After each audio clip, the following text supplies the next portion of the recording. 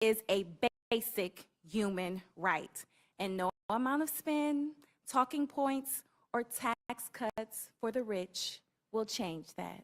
And with that, Madam Chair, I yield back. Thank you. Representative Horsford, you're recognized. To the chair, to the ranking member, to the members of the committee, I'm Stephen Horsford, representing Nevada's 4th Congressional District. I want to thank all of my colleagues here today and those who have submitted 400 or more amendments to this one big ugly bill. And I'd ask the chair to make those amendments in order, Jews on the floor in front of the American people, because they deserve to know who.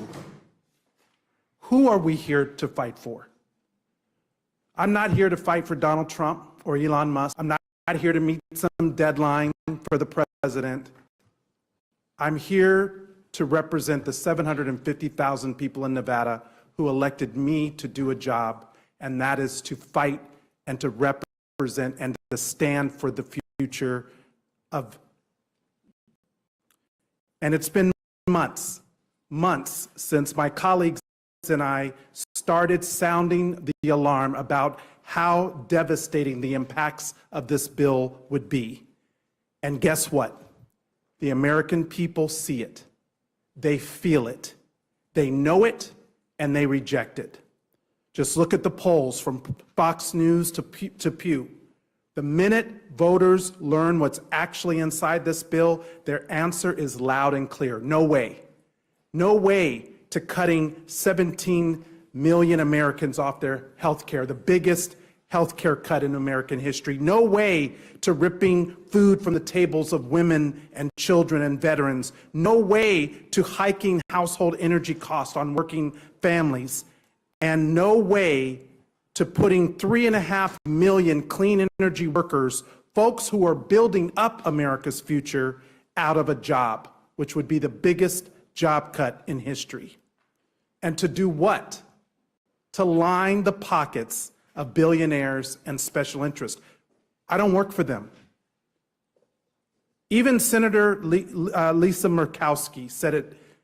The House needs to recognize that we are not there yet. Well, Madam Chairwoman, let me make it plain. This bill will never be there.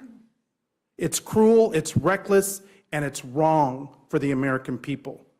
That's why I'm offering common sense amendments to do what this bill refuses to do. Put the working people of this country first. A lot has been said about work and the dignity of work. I want to talk a little bit about no tax on tips and the tip workers. I represent the largest share of tip workers in the country. Right now, millions of restaurant workers and tip workers in America make $2.13 an hour, Madam Chair, $2.13 an hour.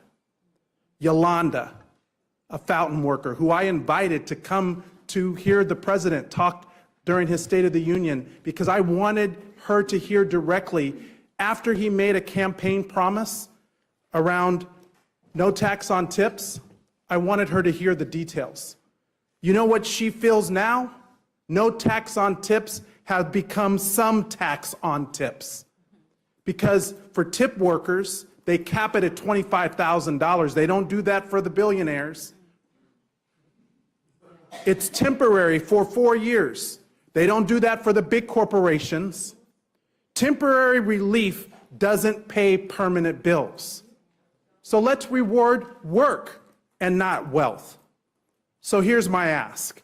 Make no tax on tips permanent, and let's do it right. No loopholes, and don't let your boss call wages a tip or let someone pass a birthday gift off as a tip.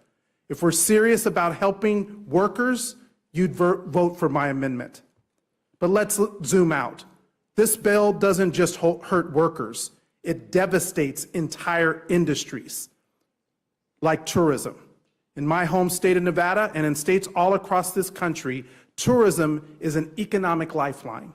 But Trump's reckless blanket tariffs are crushing it. The numbers are staggering. $64 billion in losses to American tourism this year alone. And while they do that, this bill slashes funding for the Brand USA program, proven to generate huge returns for our economy. For every dollar invested in Brand USA, we get another $13.70 back in visitor spending. Yet Republicans are gutting it in this bill. Once again, they are creating economic uncertainty, not producing economic opportunity. Working families can't find homes that they can afford. Why? Because Donald Trump and Republicans are making construction materials more expensive, driving up costs for builders and home buyers alike. So I'm offering an amendment to help fix that, to support construction workers, reduce housing costs, and to make sure that first-time buyers actually have homes to buy. I know my time is over, but let me just say this. It's time that we reject this cruel, rigged, and reckless bill, that we put the American people first, that we stand and fight for their future and not for the billionaires like Elon Musk or Jeff Bezos. I yield back. Thank you. Representative Torres, you're recognized. Thank you. Good evening, Madam Chair and Ranking Member McGovern. I'm here to testify in opposition of this Republican reconciliation bill and in support of including amendments that would help address some of the many serious problems with this legislation. I did not think that it was possible, but the Senate version in many ways is worse than the House version. This bill is a disaster for the American people. It would throw nearly 17 million people off Medicaid, known as Medi-Cal in California. It would cause hospitals to close in the areas that need them the most. It means longer wait times in the ER and even fewer doctors and nurses, and people dying from preventable diseases. For California, this bill puts 3.4 million at risk of losing health coverage. It drives up health cost insurance for 2 million more and causes residents to drive farther and wait longer for the care that they need. In my congressional district, more than 330,000 people relied on Medicaid, and many will lose their health care coverage under this bill. Take of Mr. Houston. Mr. Houston from Chino in my district, his wife suffers from dementia and receives care through Medi-Cal's in-home supportive services program. My staff helped Mr. Houston and his wife secure this assistance. But if you strip away Medi-Cal, Mr. Houston will be forced to quit his job to care for his wife, as they cannot afford the care his wife needs without Medi-Cal. I asked my Republican colleagues, who in the heck are you to decide who gets the care or not? These cuts will affect families like Mr. Houston's who work hard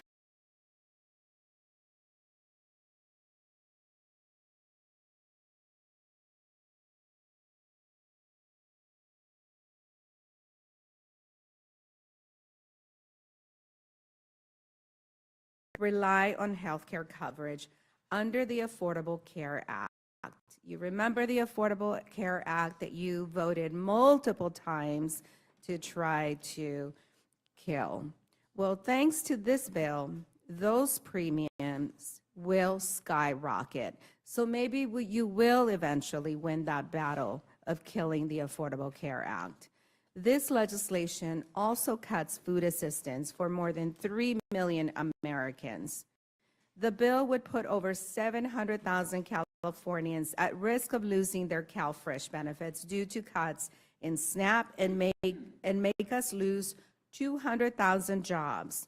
More than 110,000 of my on SNAP to help make ends meet, and most of those are households with seniors or children or the working poor.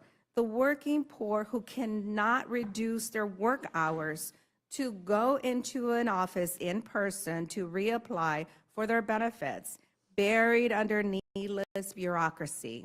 That is what you're creating, more bureaucracy. And all of these cuts for what? So your billionaire donors and big corporations can get even more handouts. So everyone else pays higher health premiums and has less access to care they need. This is un-American. I submitted a number of amendments that would help address these attacks on working families. Amendment number 322 protects the health care of nearly 340,000 of my constituents by striking the nearly $1 trillion of Medicaid cuts contained in this bill. I also have an amendment to prevent hundreds of billions of cuts to food assistance programs like SNAP. I have submitted an amendment to lift the SALT deduction cap imposed by the 2017 Trump tax scam bill. The reality is that this simply shifts more federal taxes onto Californians, when our state already contributes $83 billion more in federal taxes than it receives in benefits. We are the donor state of America, but yet you're punishing us. If anyone deserves to have an exemption, I would say it would be the donor states of America that help lift the rest of your communities. I also have common sense amendments to prohibit the use of federal funds to deport non-citizen U.S. military veterans unless they have access to legal counsel and a fair hearing before an immigration judge, to prohibit ICE agents from using chemical irritants against members of Congress, and to require ICE agents to visibly display badges and present official identification during enforcement actions. Lastly, I have an amendment to prevent the political persecution of states by a vengeful president intended on stopping federal funds to states just because he disagrees with their politics. And finally, I have an amendment that prohibits FEMA from canceling grants that have already been awarded, except in cases of fraud or noncompliance, and requires reporting to Congress if a cancellation occurs. I think that the American people should know what is in this tax giveaway for billionaires, made possible by trampling on working families like those in my district. Thank you, Madam Chair, and I yield back. Thank you, Ms. Torres. Representative Menendez, you're recognized. Thank you, Chairwoman Fox, Ranking Member McGovern, and members of the Rules Committee for the opportunity to testify about my two amendments. Although it is clear that this bill needs a complete overhaul, I offer two amendments to address a few of this bill's issues. The first is number 201, and the second is number 107. My first amendment is straightforward. It would prohibit the health policies in this bill from going into effect if they would result in the deaths of individuals due to reduced access to health care services. The data is clear. Uninsured people tend to be sicker and die earlier than people who have insurance. To put it simply, having health care coverage saves lives. Access to timely medical care saves lives. Access to affordable medication saves lives. But this bill will leave 16 million people, 16 million of our neighbors, without access to health care and life-saving health services and medications. My Republican colleagues are rushing to gut Medicaid to pay for tax breaks that only benefit the ultra-wealthy and giant corporations. I imagine it is why they have held debates, markups, and votes in the middle of the night. I imagine it is why they refuse to do town halls, because for us in the Democratic caucus who have done town halls, no one at those town halls says that health care is too accessible. No one says that health care in this country is too affordable, yet Republicans want to take health care away from 16 million people. And I believe that if the Republican majority was listening, they would not support this bill, because there's no way around it. This bill means that American people will die. Mothers, fathers, children who rely on Medicaid will lose their lives. And if you believe that that isn't true, then you can vote for my amendment to give an important and necessary assurance to the American people that they are safe when the Republicans are in the majority. My second amendment would strike the section of this bill that rescinds funding for reducing air pollution at schools. And I have to say it again. It rescinds funding for reducing air pollution at schools. We know that indoor air pollutants pose serious health risks to children, and air pollution can affect educational outcomes. In a classroom of 30 children, 3 are likely to have asthma. One study found a decline in children's English and math test scores for every increase in particulate matter in their school's air. And air quality at schools tends to be worse indoors than it is outside. Yet this bill rescinds much-needed funding that supports our children's health and well-being. My amendments are extremely common sense. No law should result in dirtier air in schools or more deaths and less access to life-saving care. I do believe that is something that we should all agree upon, which is why I'm hopeful that you will support my 2 amendments. Yet not one Republican voted for either of my amendments during the Energy and Commerce Committee markup on this bill, including our colleague from New Jersey's 7th Congressional District. That just proves the hypocrisy of what Republicans are doing with this bill. They say it's about putting America first, but they can't even get on board with preventing needless deaths. They can't even support protecting our children from dirty air in schools. We can only make America great if we put our great people first. And this bill fails to do that. This disgraceful bill abandons those who we have the privilege of representing. We serve in the most powerful legislature of the most powerful nation in the world. Congress has the obligation to protect our nation's land, air, and water, enshrine civil rights for those who have been denied them, and invest in America's future. We can leverage our nation's immense resources to meet the basic needs of every American. We can legislate for the future of our country and for future generations, one that is promising and hopeful to our children and grandchildren. But instead, this administration and congressional Republicans have abandoned their responsibilities to the American people by advancing a bill that fails all of our constituents, which is why we should all be voting no on it when it comes to the floor. But let me give a few examples to explain just how harmful this bill is. Congress authorized Medicaid because every American deserves affordable, accessible health care. Now, with health care costs at an all-time high, 17 million Americans will lose coverage under this bill's health care provisions. Congress authorized SNAP because no American should ever starve.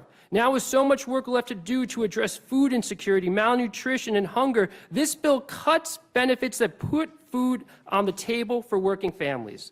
Congress authorized tax credits for clean wind and solar power because transitioning to cheap, reliable, renewable energy sources will create jobs and power our homes. During a historic heat wave that is driving up electricity costs, this bill sunsets those tax credits.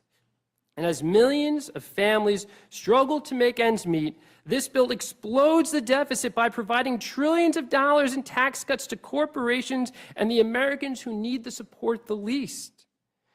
This Republican bill will hurt workers. It will hurt the American people, it will hurt the economy, and it will set us back instead of moving us forward. It is why it is so damaging and so hurtful to everyone that we have the privilege of representing. That's why I'll be voting no against it, and I yield back. Thank you, Mr. Menendez. Representative Sykes, you're recognized. Thank you, Chairwoman Fox, Ranking Member McGovern, and to all the members of this committee. Thank you for allowing me to come and testify before you today.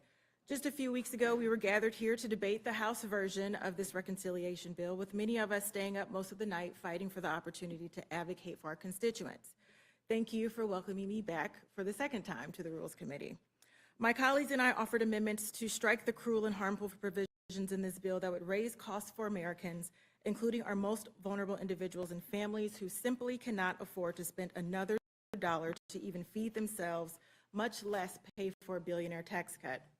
A few weeks ago, the Republicans on this committee and in committees across the House voted against every single one of our amendments that would restore benefits to their constituents and lower costs, and voted to pass this legislation on the House floor.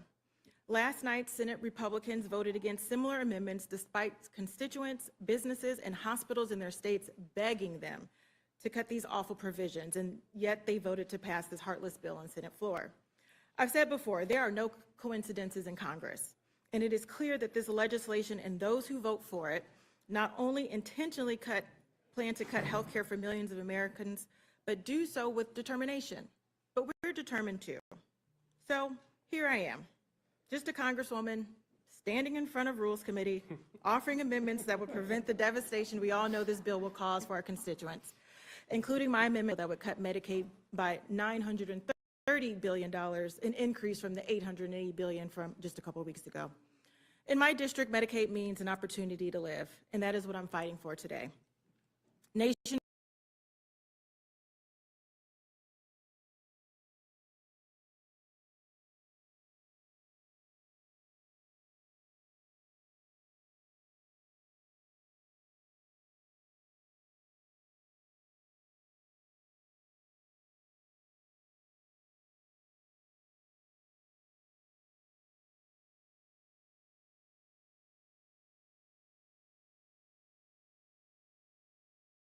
to take, including nearly 500,000 Ohioans.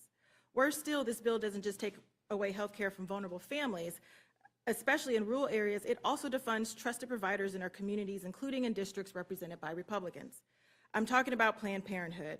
Last week, we saw the Supreme Court rule that states could eliminate Medicaid reimbursement for the providers they disagreed with. This is clearly a political decision aimed at creating a nationwide abortion ban, but will have far-reaching consequences beyond access to abortion care. You should be able to see the qualified doctor that you trust and go to Planned Parenthood and get screened for cancer, receive birth control, and get a checkup. And this bill would prohibit Medicaid reimbursements at Planned Parenthood for all states. This will absolutely cause clinics to close, clinics like the one in Akron, which is one of the most active in the state, where people will go to get the low-cost care that they need. Well, you may be thinking, in my district, we are blessed to have several outstanding hospital systems. Other parts of the country are not as fortunate, particularly many of the rural areas, as my Republican colleagues represent. But this bill makes cuts to Medicaid at the provider level, cutting provider taxes and state-directed payments that allow states to fund their Medicaid program. In Ohio, this will be upwards of $16 billion. This means reduced services and hospital closures, which leads me to another group of people who will be impacted by this bill: the 22 million healthcare workers whose jobs are on the line. This includes more than 30,000 people in my district whose livelihoods are connected to the healthcare industry. Our hospital systems are our largest employers. Our local economy would be decimated if significant population of healthcare providers are suddenly unemployed. And for what? A $930 billion cut to the healthcare system. Also, billionaires can get a $910 billion cut to their taxes. Again, heartless. Now, I'm sure there's someone running the math out there trying to figure out exactly how much this bill is going to cost our rural hospitals, but it doesn't take a genius to know that $50 billion added to the Senate bill is not enough. Madam Chair, our seniors rely on Medicaid, and many of them as their primary way in which they get long-term care.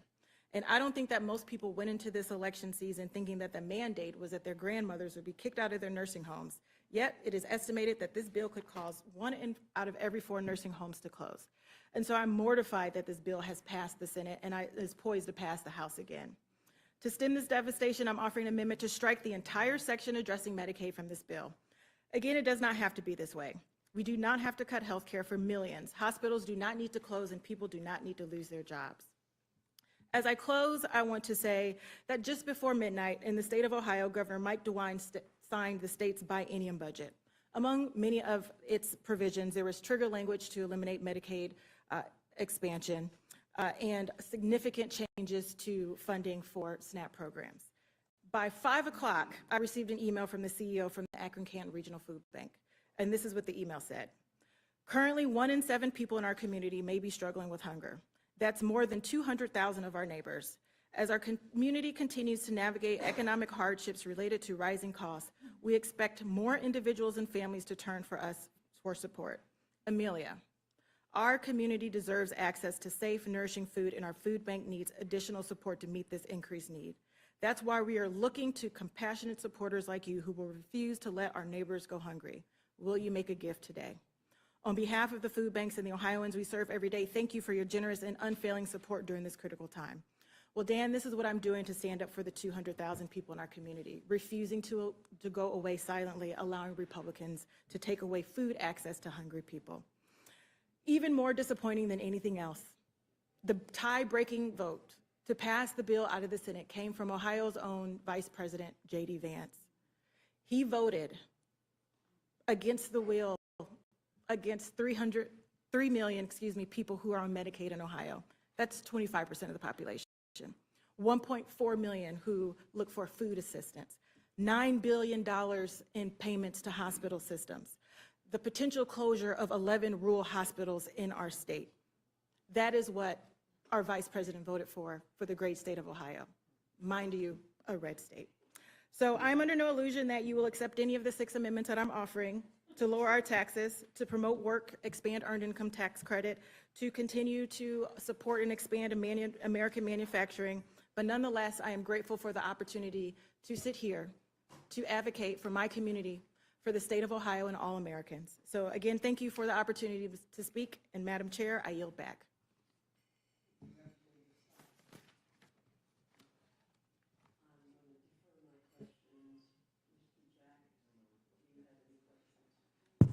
No questions, thank you. Well, first of all, I want to thank all of you for being here. I want to thank you for your amendments. For all of your amendments, you know, on the House floor. I'm not very confident that they'll be made in order, but nonetheless, they're thoughtful amendments and they're good amendments. You know, one of the things that has bothered me about the process that has gotten us to this moment is that it's been lousy. I mean, this is legislative malpractice. I mean, you know, the chairman of the Agriculture Committee was here. I was served on that committee along with me, and we were talking about the additional burden that states are going to have to assume under this bill, right? And all of the costs, and that some states won't be able to find the resources to make up what they now have to do. Some may opt out of SNAP, you know, and I was saying that, you know, one of the frustrating things is that, you know, we're hearing from governors now, we're hearing from others, but we didn't do a single hearing on it. Topic. We could have brought in everybody and had a thoughtful conversation, and I think it would have become why this is a really bad idea. We're talking about cuts in Medicaid and throwing people off of health care, cuts to SNAP, and cuts to Medicaid as if like we're gonna save money, right? No, I mean, if you can't have access to health care, you know, the only time you will see a doctor is in an emergency room, and that is the most expensive. You know, if you are going without food on a regular basis, you know, if you're a kid, you're not going to learn in school. You know, if you're a citizen taking your medication on an empty stomach, you're going to end up in the emergency room. If you're a worker on a regular basis, you're not going to be productive in the workplace. There's no savings here. For just a second. I just want to add that we're dealing with a series of competing crises. It would be one thing if governors only had to worry about backfilling the cuts to SNAP, but they also have the cuts to Medicaid, the cuts to public safety, the grants that have been, the revision of the grant. So when I hear many of our Republican colleagues talk as if there is no state, not a single state, that could absorb the amount of cost sharing that will be put back on them. And even when we talk about, I talk about it ad nauseum, cuts to SNAP and how it will harm children. What many people don't understand is that when students lose their SNAP benefits, they are no longer automatically eligible for free or reduced lunch. So those school districts no longer get those CEP, community eligibility provision, the reimbursements that they get. So local districts will also have to absorb those costs. So it's not just one thing that governors and states have to worry about recovering funds for. It is all of these things at the same time. And I wish that there were some Republicans in the room to even listen, because even if they don't make it in order, even if they don't vote for it, I want them to go to bed tonight with that on their heart. Issue that needs to be discussed in addition to the outright cuts, and that is the additional burdens that would be placed on people who are vulnerable and who are in need. Representative McBride talked about the red tape. There's a lot of new red tape here for people. And, you know, and when you're talking about a program like SNAP, for example, which is $2 measly per person per meal. I mean, that's it. I mean, try to find a cup of coffee for $2 here in the Capitol. You won't be able, but, you know, to have to fulfill all these new requirements and fill out all this new paperwork and all the additional red tape, a lot of people are going to just say, to hell with it. It's not worth it. We should be talking about the fact that the benefit itself is inadequate. I mean, $2 per person per meal. I mean, I'm sorry, it's embarrassing that in the richest country in the history of the world, that is the SNAP benefit. You know, and again, instead of, you know, instead of you know, worried about the fact that the Defense Department's never passed an audit, and we're, see, it's right. People here are more consumed with the fact that, oh, somebody on SNAP who, you know, might get $2.50 instead of $2. People can't live on SNAP. A lot of people on SNAP are working full time, and they still can't put food on the table for their families. I mean, like, this is not some exorbitant benefit, and you know, and we're giving a tax cut to millionaires and billionaires. We're giving a tax cut to Jeff Bezos, who just spent $50 million at a wedding. I mean, we should have not seen this coming, because at Trump's inauguration, the people in the front row were Jeff Bezos and the richest people in the world, right? I mean, so they're getting what they want. And Elon Musk, yeah, it's okay to subsidize him.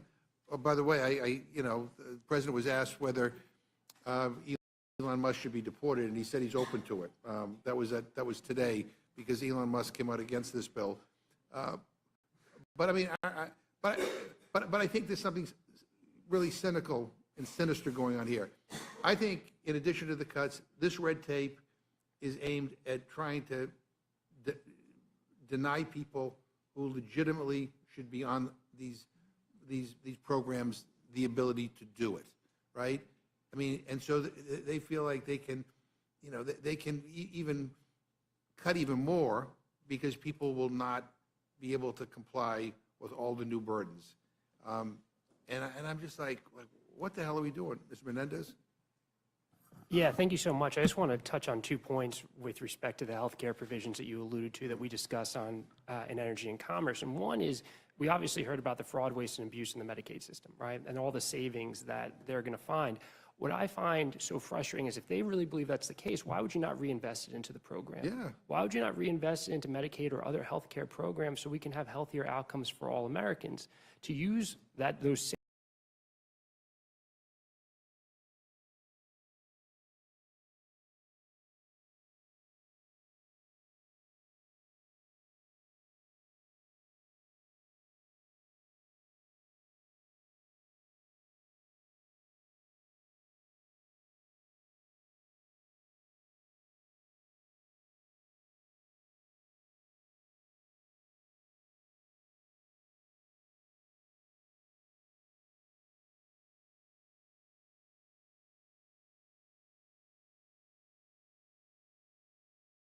lines. When we first voted on this bill, the day after, our colleague from June, there's a 10-year moratorium on AI, she wouldn't have voted for it. So how can there be any assurance that the folks who are pushing this harmful bill through have full awareness of everything that's in it, given the tight turnaround from when the Senate passed a much different version to when they're going to be voting on it on the House floor? It's too important to rush, and for that reason alone, we should take a deep breath and a deep pause, and they should really consider the harm that they're going to do to the American people. And the other, the final thing I'm going to say is, again, you know, the people who are going to be hurt are the most vulnerable in our country, right? I mean, our seniors, our children, you know, struggling families, and veterans. I mean, there was an exemption. I said to the chairman of the Agriculture Committee, they had an exemption for veterans from some of these new red tape work requirements.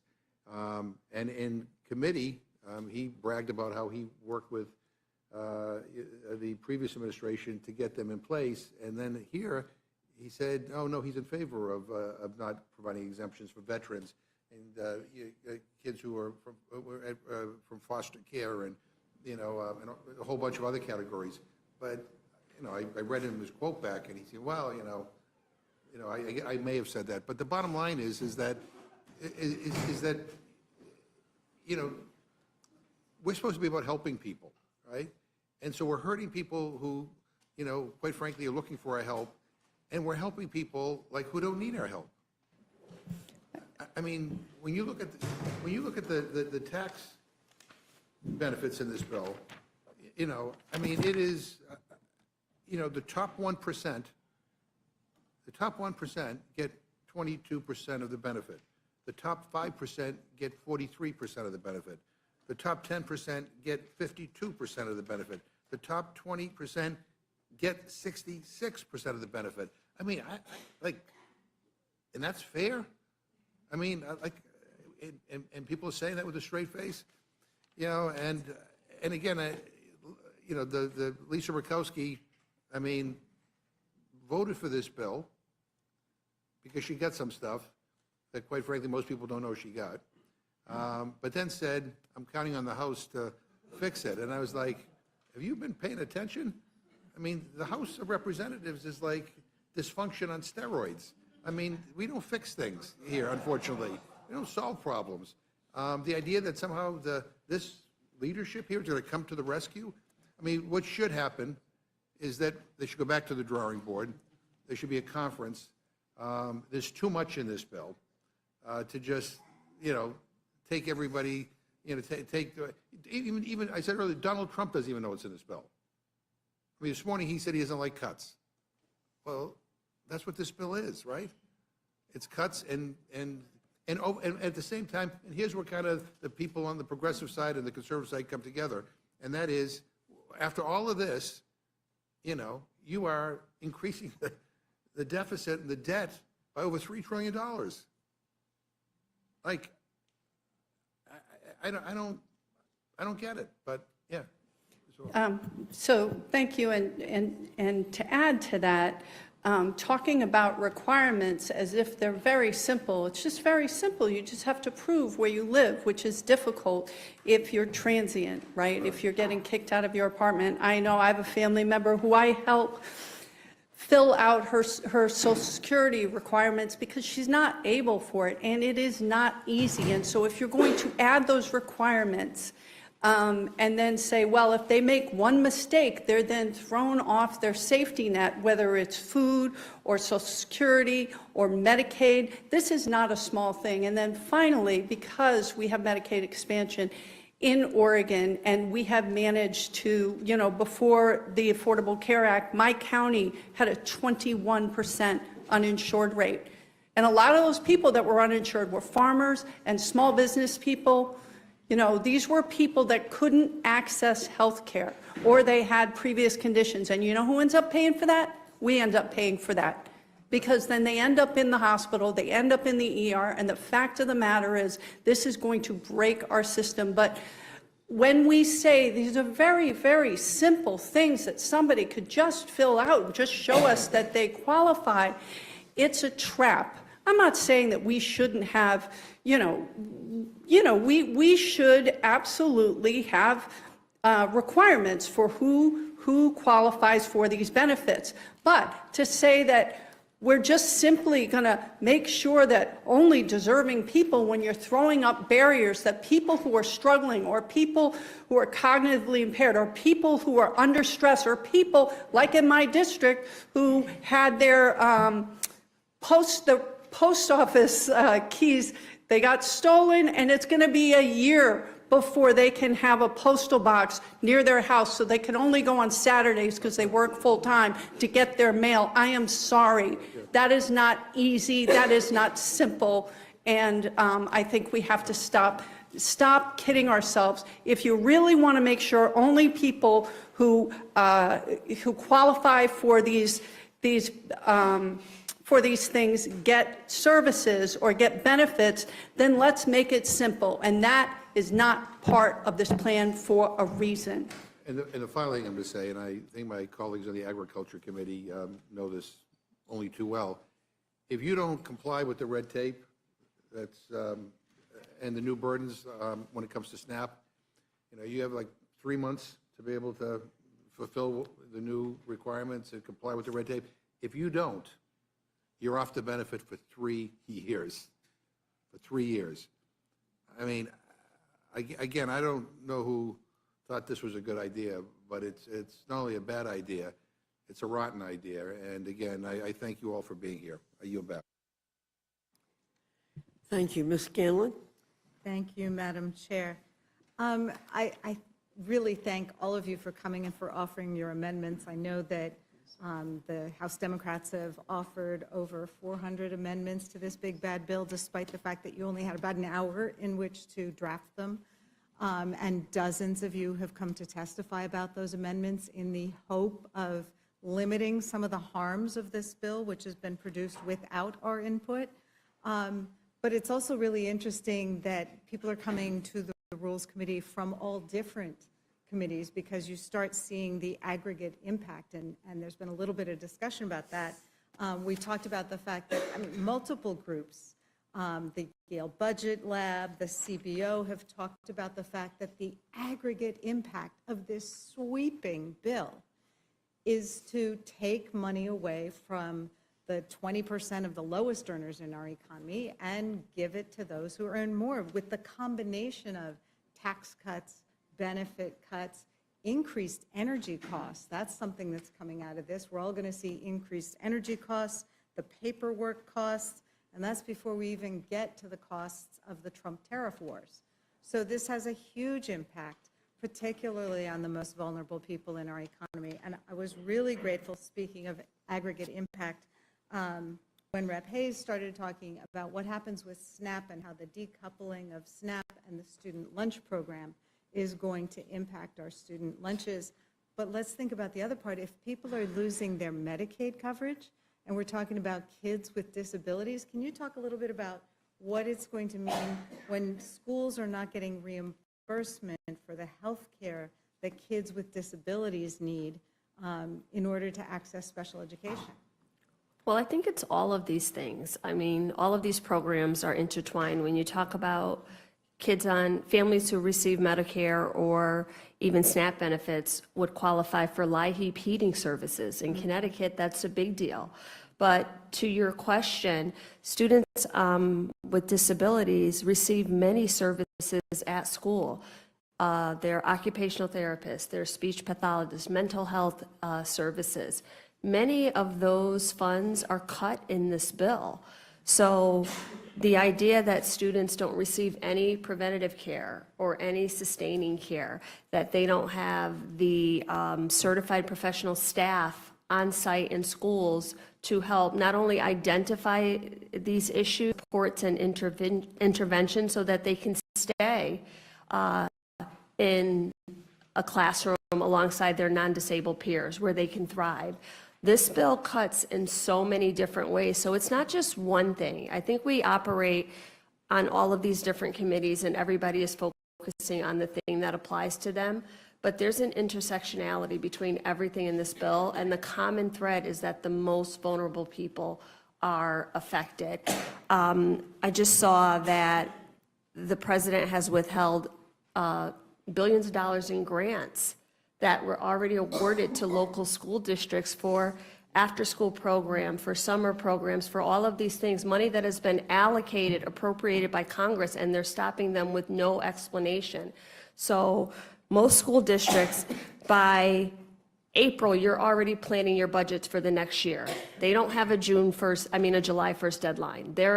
You already have to plan ahead for the next year. Make sure you have enough teachers, make sure you have enough staff, make sure you have enough faculty. It's already too late for school districts, and it is the intention that many students with disabilities, with special needs, with exceptionalities who receive services at school to help them, just give them the accommodations to meet them where they are, because they're still capable of learning.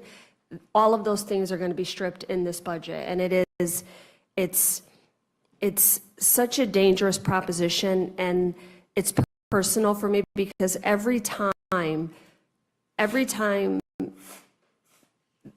a Republican Congress and this president are at the bat, they target public schools, teachers. In the last Tax Cuts and Jobs Act, there was a $250 deduction that teachers used to be able to claim on their taxes for supplies that they paid for out of pocket. And I yield back.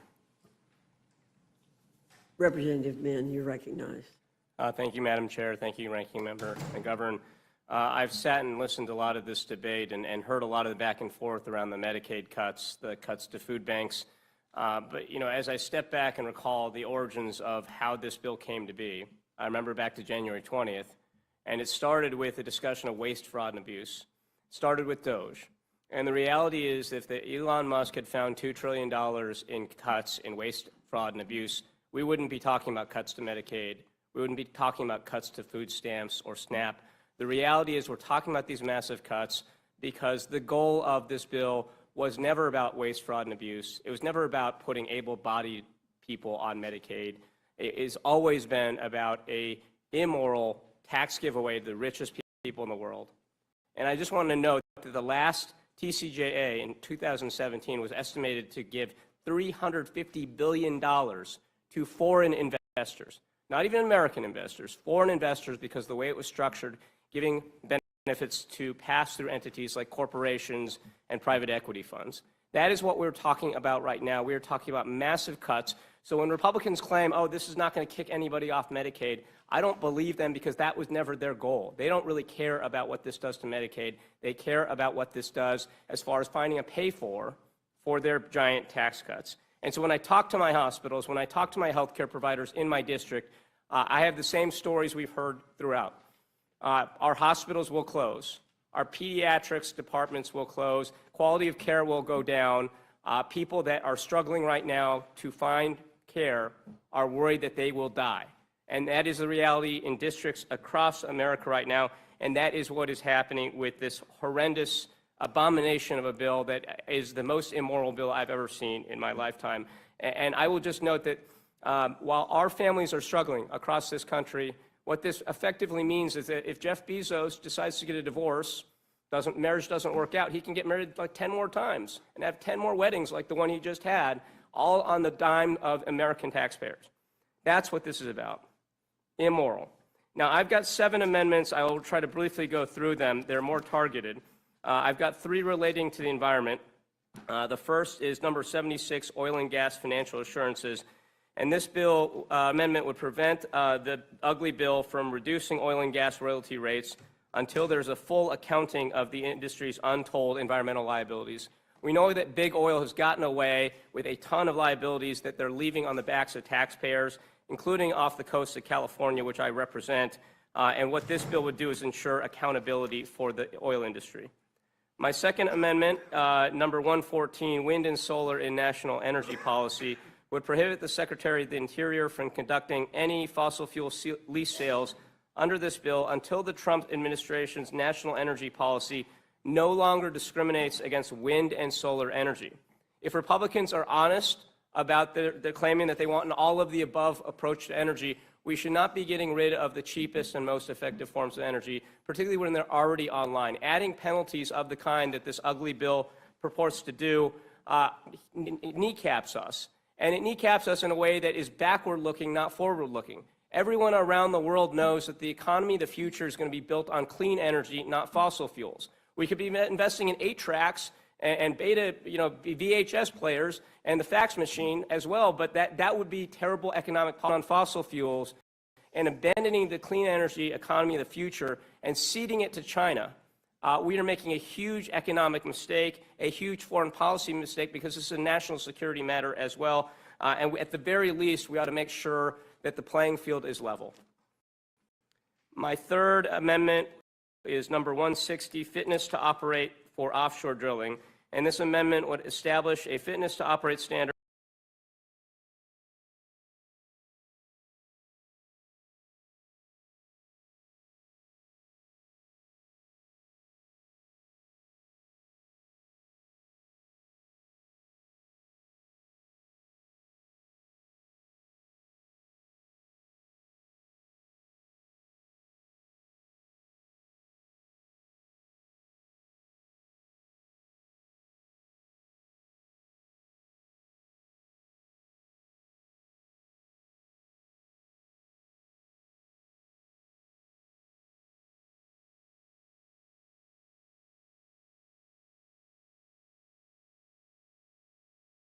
the Departments of the Interior, Agriculture, and Commerce determine that these individuals have not violated financial conflicts of interest law.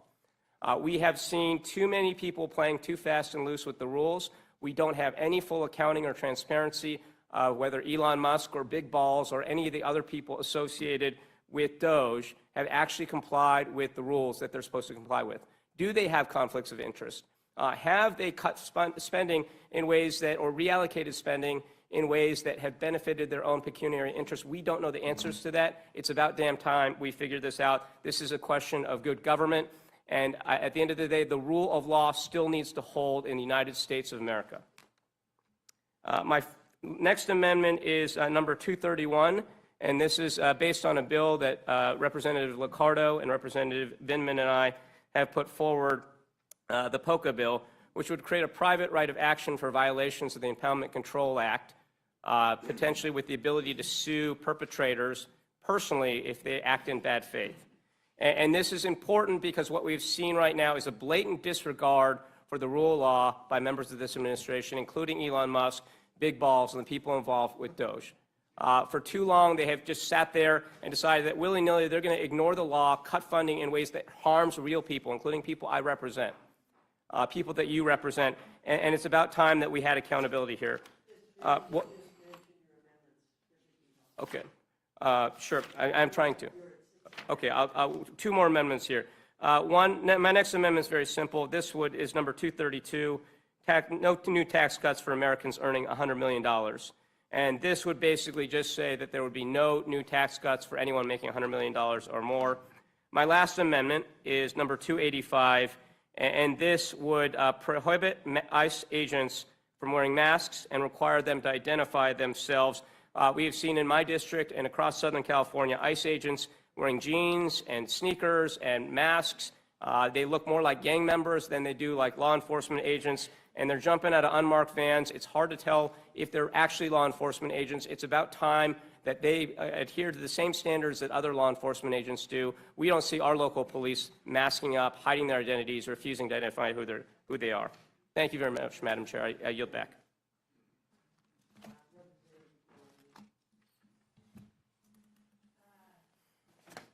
Thank you, Chairwoman Fox and Ranking Member McGovern. And I just have to say thank you, Congressman Mitt, and so many others around this table for the incredible thought leadership they have in all of these amendments and stepping forward to really make and fight for Americans across this country. Before I speak to the substance of my bills, I do have to again address and reiterate what many of my colleagues have said about the dangerous and immoral impact of the reconciliation package. To me and many of my constituents, it's just an abomination that this bill will make life worse and less affordable for working families, not only in the 6th District of Maryland, where I represent, but across the country. And again, it seems like it falls on deaf ears, but this bill will hurt Americans, and every district in America will feel its impact. Yesterday someone said, make America great. No, I think this is going to make America break. And I really think it is heartbreaking to see what's going to happen.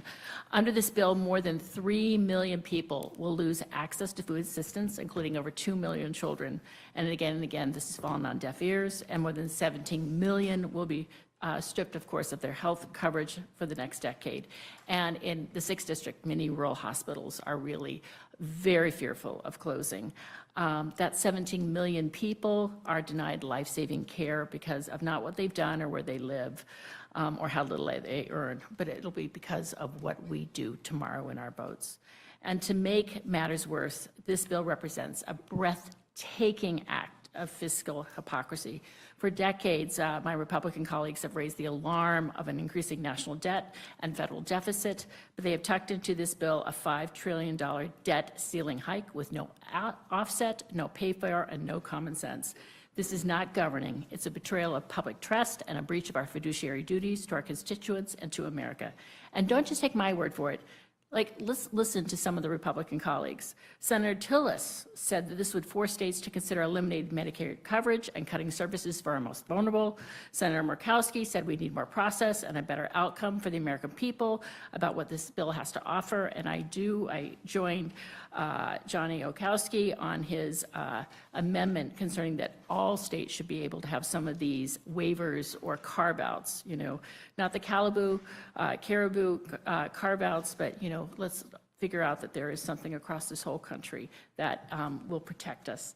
And then rushing this means stripping health care and slashing services. And not one constituent in my district has wanted this to go forward. So I have several amendments, which I'm going to briefly go through. First, my first amendment is simple. It is Amendment 78, and it blocks any charges to nutrition policy under this bill unless there is a certification that no household with children under 18 will see their SNAP benefits cut. I shouldn't have to introduce this, but we are, because under this bill, over 2 million children will lose food assistance, and in my district, 1 in 9 households depend on SNAP, half of them with children. This isn't just about hunger. It's about dignity. It's about not going to school hungry and a right to live without worrying about where your next meal is from. The second, number 86, blocks the reckless cost sharing of SNAP from the federal government to states. It requires the Food and Nutrition Service, the Economic Research Service, and every SNAP agency in each state to certify that the change won't reduce benefits, shrink eligibility, or force states to cut their vital services. In Maryland alone, the state would have to absorb $75 million per year because that money would be pulled from other critical programs for low-income families. And several of my colleagues have spoken to this, but really there is a layering and a tsunami of cuts that's coming for rural America. Medicare, Medicaid, cuts and potentially to Social Security as we look at our veteran services, but then with SNAP, and our states cannot handle it. And last, I'm going to say my amendment 993, I'm calling it the fiscal sanity circuit breaker. And that's what we need. It would block the bill from taking effect unless the Comptroller General certifies it will not increase the federal deficit by more than 2.5% per year. And it will look at economic impacts, including employment, investment, and GDP growth. Only by managing debt below the rate of long-term economic growth can the U.S. debt be sustainable. But the truth is, while Republicans talk tough about deficits, this bill easily adds over $3.3 trillion, and much more probably, and pairs deep cuts to food and health care with tax giveaways and a blank check $5 trillion debt ceiling hack. Mr. Norman, who I note is not here but is on the committee, tweeted, "It's not more spending and more if it's more spending and more deficit spending, it's a non-starter." Although I might not always align with my Republican colleagues, I appreciate that some of them on the other side are talking the talk and voting no, highlighting the need for fiscal responsibility. My fiscal sanity circuit breaker is common sense. If my colleagues truly believe in this bill, my amendments should not be a problem. And if they oppose them, then we should be honest about the harm that they are voting to inflict. To the parent wondering how they'll feed their child, to the state official staring at a financial cliff, and to the taxpayer tired of being misled by empty slogans and worried about our country's fiscal trajectory. That's who I'm fighting for. So I urge my colleagues on both sides of the aisle to support these amendments. Let's show the American people that this chamber can still act with decency, with honor, with honesty, and with courage. I urge support on them. And I will last say this vote will be one of the most important, if not the most consequential vote of our entire public service careers. This vote will follow us always. It will define us, our priorities, and our values, and our country will remember it. Thank you, and I yield back. Representative Crockett, you're recognized for 5 minutes. Thank you so much, Madam Chair, and to the ranking member. I appreciate an opportunity, and I don't know that I'll have time to go through all 8 of my amendments, but I did submit 8. Amendments 121, 149, 196, 258, 314, 325, 342, and 355. I would respectfully ask that they all be ruled in order. Now, let me tell you why I'm here. I'm here fighting for people in my district because Republicans are willing to sell out working and struggling folks in my district, and frankly, there's two, to appease billionaires and big corporations. Now, I know we've had a lot of talk about how much SNAP costs a day, and the fact is that it's only $6 a day that a person gets when they get SNAP benefits, but we've not talked about the cost of Medicaid. It costs approximately $10 a day to ensure a kid gets health care through Medicaid. So we're talking about to take care of kids, let's say they've got SNAP and Medicaid, only $16 a day. But another thing we've not really put into perspective, we've talked about these billionaires, and we've talked about the fact that this is all to benefit them. No one has talked about how many billionaires we actually have in this country. We have more billionaires in the United States than any other country, but the total number is 83. Last time I checked, we have 435 members in the House, and we have 100 members in the Senate, yet somehow 83 people in this country have more representation than the hundreds of thousands that are about to lose their health care as well as their SNAP benefits. If I just started going through the Republicans that sit on this committee briefly, I would tell you that, Chairwoman, you have 112,000 people that are about to lose SNAP benefits just in your district. I would tell you that it is estimated in your state, as your senators stated, that roughly 651,982 will lose their health care, or I would tell Rep. Fishbach that 67,000 people on SNAP, and in the entire state of Minnesota, 173 would lose their health care. I could go on with these numbers, or I could tell you about the fact that even when we look at my state, and I know that Chip Roy sits on this committee, but he's not here right now, but we have 56,000 people that are on SNAP in his district, but in the entire state of Texas, we have 1.6 million people that may lose coverage. And somehow we have 83 billionaires. And somehow they have 535 people that are speaking up for them every single day to make sure that when they get married for a second or third or fourth time, that they can go ahead and have another $50 or $60 million wedding. Instead of protecting access to these programs, you're cutting them to help billionaires who pay less in taxes than some of the teachers in our country. You claim to want a tax system and budget that helps people, but that's impossible when you're subsidizing tax credits off of the folks who can't even afford to treat their kids or family to a nice meal because federal minimum wage hasn't gone up in 15 years. If y'all want to make a better system, then adopt my amendment number 314 that would require an increase in the federal minimum wage of $15 in order for corporate tax breaks to go into effect. Speaking of wages, this bill doesn't even give the same level of help to people living on tip wages and working overtime just to put food on this table as it does for Trump's billionaire buddies. In fact, the bill only allows no tax on tips and overtime until 2028, and we've talked about this. Listen, this is a joke. This was nothing more than a campaign scheme. This was about saying, you know what, I'm gonna make this promise to you. And we can talk about the fact that there have been a lot of promises made, yet a lot of promises broken. In fact, that was one of the reasons it seems like that, you know, Senator Tillis has decided that he's done and he's gonna get out because he understands that there's nothing but broken promises that are being made. Broken promises that look like, say, I'm going to deport the bad guys only, and then we end up with children with cancer or Americans or undocumented taxpayers that contribute more than $100 billion in taxes. Those are the ones being thrown in cages and sent to other countries. Or we look at the fact that there was a promise made and broken that DOGE was supposed to be the magic trick. Now Elon is being threatened with deportation and the cancellation of his own contracts, which historically have been estimated at a whopping $38 billion after he decided that he was going to spill the tea about the Epstein files. And frankly, the truth is that we know that we could cut a lot of those contracts to Elon, but somehow that hasn't been done. Instead, we, the American people, have been left with a hefty tab of incompetence by DOGE and feeling extremely vulnerable. In fact, there was a DOGE employee who was fired, and I appreciate this man, but truly, transparency and truth has no place in this particular government.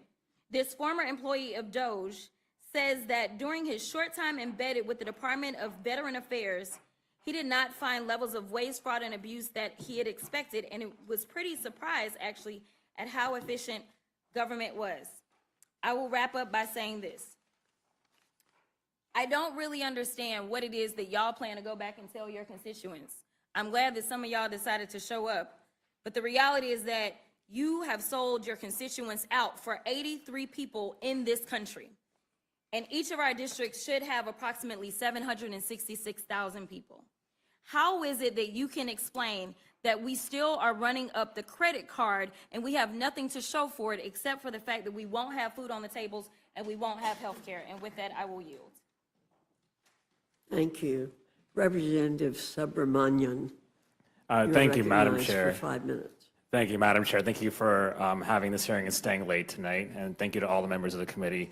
I want to just talk about a couple of things. First of all, there's a lot of wasteful stuff in this bill. When you have a bill this big, you're going to end up with a lot of bad provisions that people may not hear about. And so a lot of my amendments are actually aimed at bad provisions or provisions that aren't there that should be there that are hurting Virginians, and especially my region. These are amendments 108, 113, 144, 235, and 269.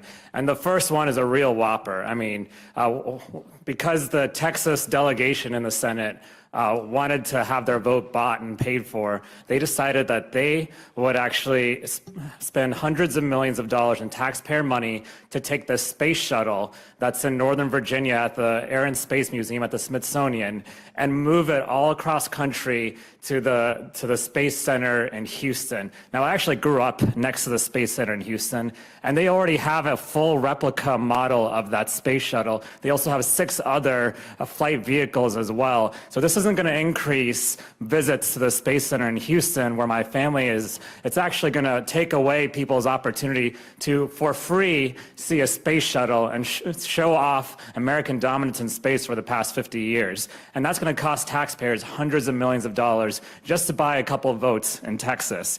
Next, for some reason, and no one's been able to explain it to me, last year the Metropolitan Washington Airport Authority, which owns the assets at Dulles Airport and DCA, which many members of Congress fly out of, actually renegotiated their lease with the federal government at a rate where they could afford to make improvements to those airports and make sure that we can also make flights affordable and airlines be able to use those facilities. And what happened is in this bill, we're actually blowing up a lot of those agreements, and we're doubling, in some cases, the amount that they have to pay. And that's going to be passed on to anyone who flies in and out of DCA and Dulles, and that includes all of you, all members of Congress in this room as well. And so that's going to cost everyone money, and certainly in my region, where we all fly out of Dulles and DCA, it's going to cost us a lot of money. And we have a toll road that is meant to pay off some of those expenses, and those tolls are going to go up on every single person who uses those tolls. I'm talking about the Dulles toll road.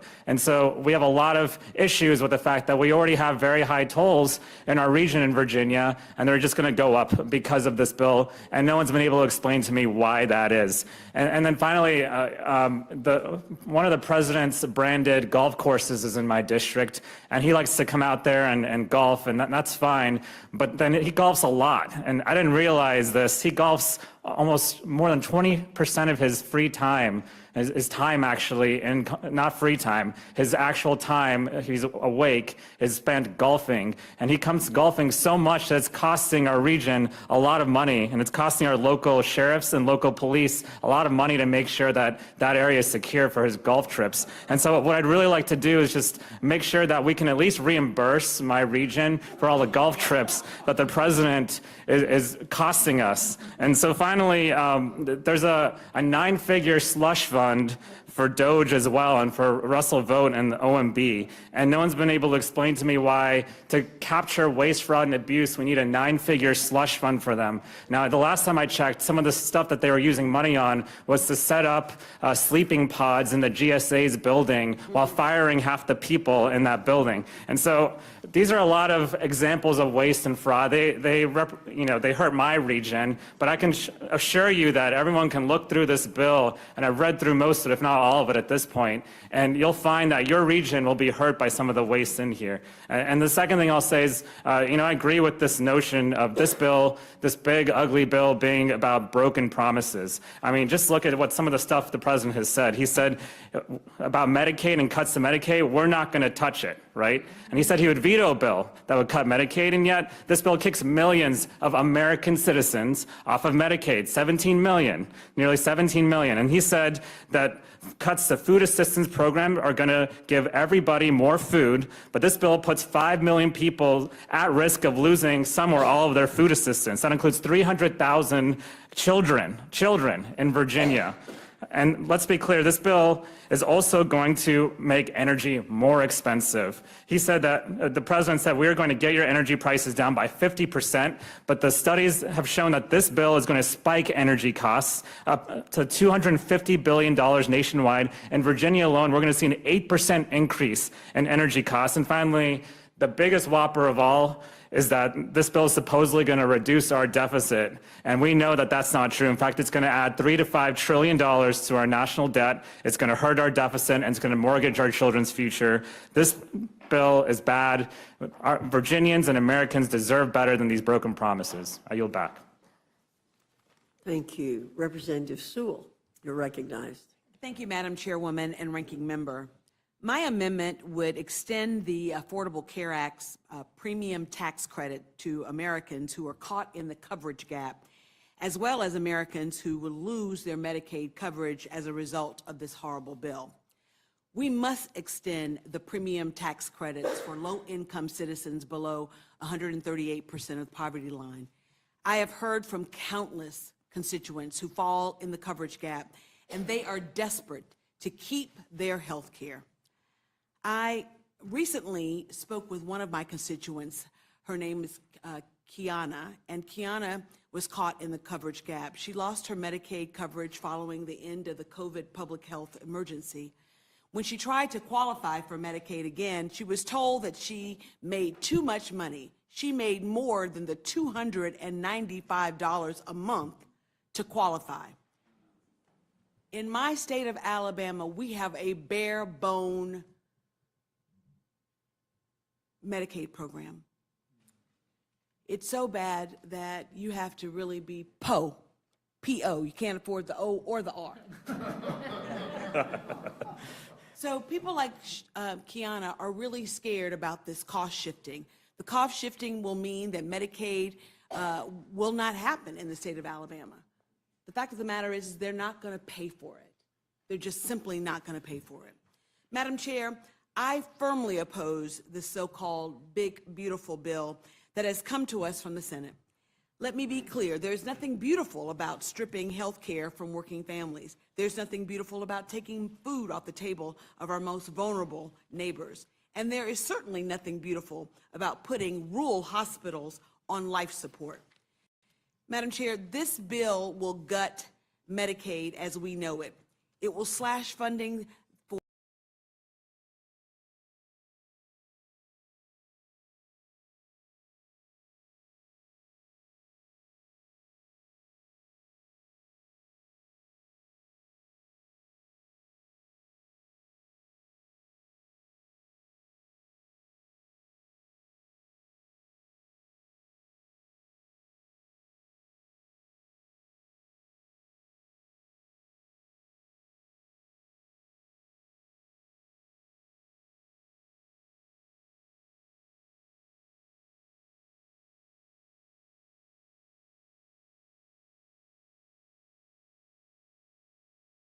empty cupboards and shuttered clinics. There are hospital wings closed in small towns already struggling to keep their doors open. They are parents lying awake at night wondering how they're going to be able to afford medicine for a sick kid. We should be strengthening the safety net, not shredding it. We should be investing in the health care and well-being of our most precious commodity, our people, not ripping it away from them in order to pay tax cuts for billionaires. This bill is not a blueprint for prosperity. It is a roadmap for further inequality, for deeper poverty, for rural communities left to fend for themselves while the powerful walk away with more. Madam Chair, we were sent here to stand up for those people, not to abandon them. Let us stand together and reject this careless, heartless bill. Let us build something truly beautiful, an America where health care is a right, not a privilege for the few. A right. No child goes hungry and no community is left behind simply because of their zip code. I oppose this horrible bill, and I ask that my amendment, which will make it a little bit better, is considered by all. Thanks. I yield back the balance of my time. Thank you, Ms. Sewell. Mr. Liccardo. You're recognized. Thank you, Madam Chairwoman. I have 4 amendments to H.R. 1, and I appreciate the committee's consideration. But rather than delving into the complexities of these amendments, I'd like to take a step back. I'd like to step back from whatever we're going to tell the public in press releases tomorrow if this bill passes. I'd like to talk about what we'll tell our children and our grandchildren a decade from now if this bill passes.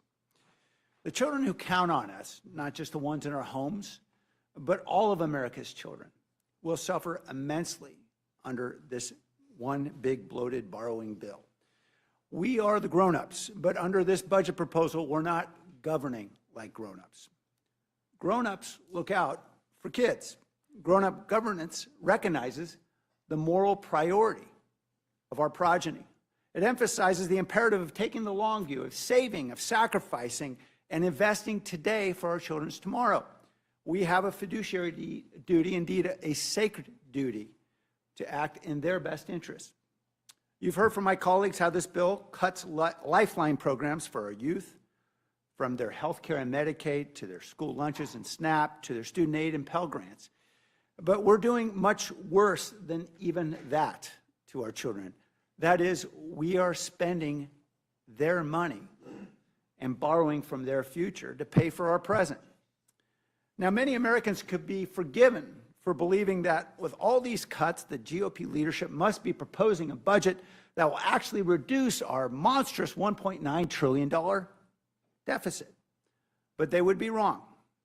The one big bloated borrowing bill will accelerate America's accumulation of debt by $3.9 trillion over the next decade if we include the interest payments according to the Nonpartisan Committee for Responsible Budgeting.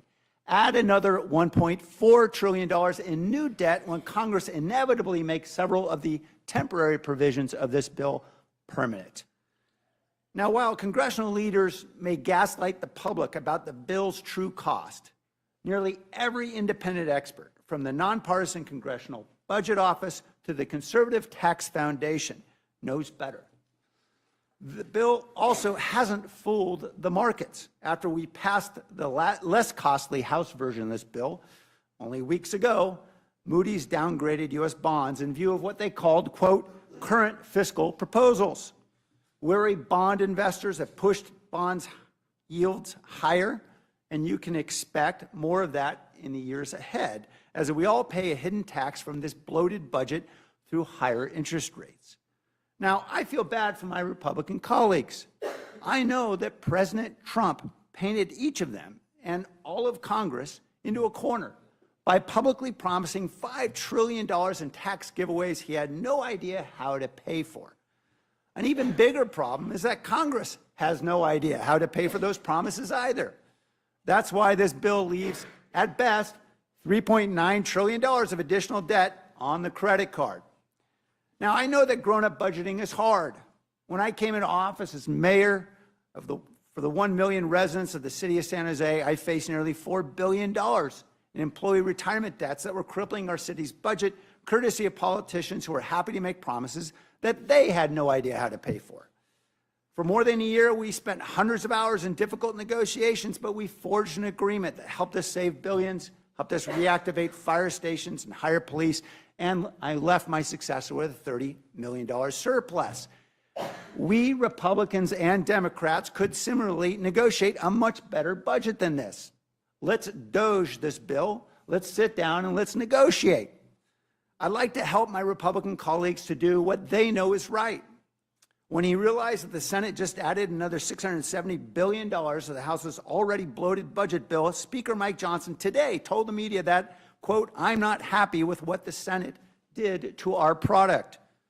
He shouldn't be happy, nor should any Republican member of this House. Let's fix this bill to make Speaker Johnson happier.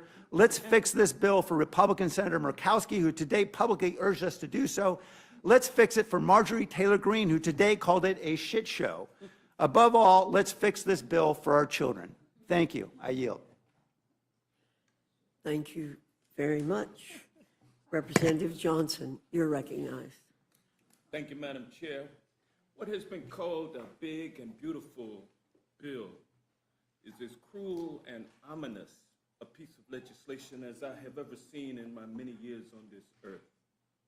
The big ugly bill cuts access to health care for 17 million Americans, so tens of thousands each year will die prematurely and will die preventable deaths because big shots in government want to give their multimillionaire and billionaire donors like Jeff Bezos and those who attended his $50 million wedding in Venice another huge tax cut. $3.8 billion in tax cuts, the lion's share going to folks like Elon Musk, Jeff Bezos, Mark Zuckerberg, and yes, the king of crypto, Donald Trump himself. While condemning the needy to preventable disability and premature death, this cruel legislation also cuts funding for food to feed the needy. I would be ashamed of myself if I ever voted for something like this. I would not be able to live with myself enjoying my $174,000 a year salary and government-subsidized health insurance, while 17 million of my brothers and sisters lose their access to medical care, and 3 million hungry children and senior citizens go without food just so that folks can buy another super yacht. I'm here this evening to speak up for the least of these. On my way here today, that phrase came to mind, the least of these, and so I Googled it when I sat down in here. It took me to Matthew chapter 25, verse 40 through 45, and to paraphrase verse 41, for I was hungry, and you gave me nothing to eat, and I was sick, and you did not come look after me. I'm here this evening to speak up for the least of these. I'm here this evening because I'm deeply troubled by the big ugly bill which weaponizes the social safety net against those who need it most. Among its gravest failures is the omission of support for unaccompanied minors who are forced to navigate complex immigration proceedings without legal counsel, leaving kids, children, infants alone, frightened and unprotected in court. My amendment directly addresses this moral injustice by providing critical funding for appointed counsel, ensuring that children's rights are respected, their dignity is preserved, and justice is truly served. Through the crafting of this harmful Trump-appeasing bill, the Republicans, MAGA Republicans, have deliberately undermined Medicaid, with one senator dismissively claiming that concerned Americans would simply get over it. Such remarks reveal that they fully recognize how dangerous this bill weakens essential health care protections and will result in the unnecessary deaths of 500,000 people over the next 10 years. 500,000 of our brothers and sisters will lose their lives because of what MAGA Republicans are trying to do just so that their donors can get another tax cut. Section 71102 removes critical safeguards against coverage lockouts and annual and lifetime coverage limits, jeopardizing children's long-term health. Additionally, Section 71119 imposes an unnecessary 80-hour work requirement that has consistently stripped coverage rather than promoting employment. You want sick, poor people living in rural America? I'll talk about rural America, not about those inner city rats that Senator Tuberville talked about. I'm going to talk about my brothers and sisters in rural America who would be forced to get up from their sick beds and find a way to get to town or out to the field job and work a minimum 20 hours a week, 4 hours a day, 5 days every week before they could become eligible for coverage that would enable them to get well so that they could work again. Health care should be a right and not a privilege in the wealthiest nation on earth, and access to a doctor must never be weaponized against the sickest of us. My amendment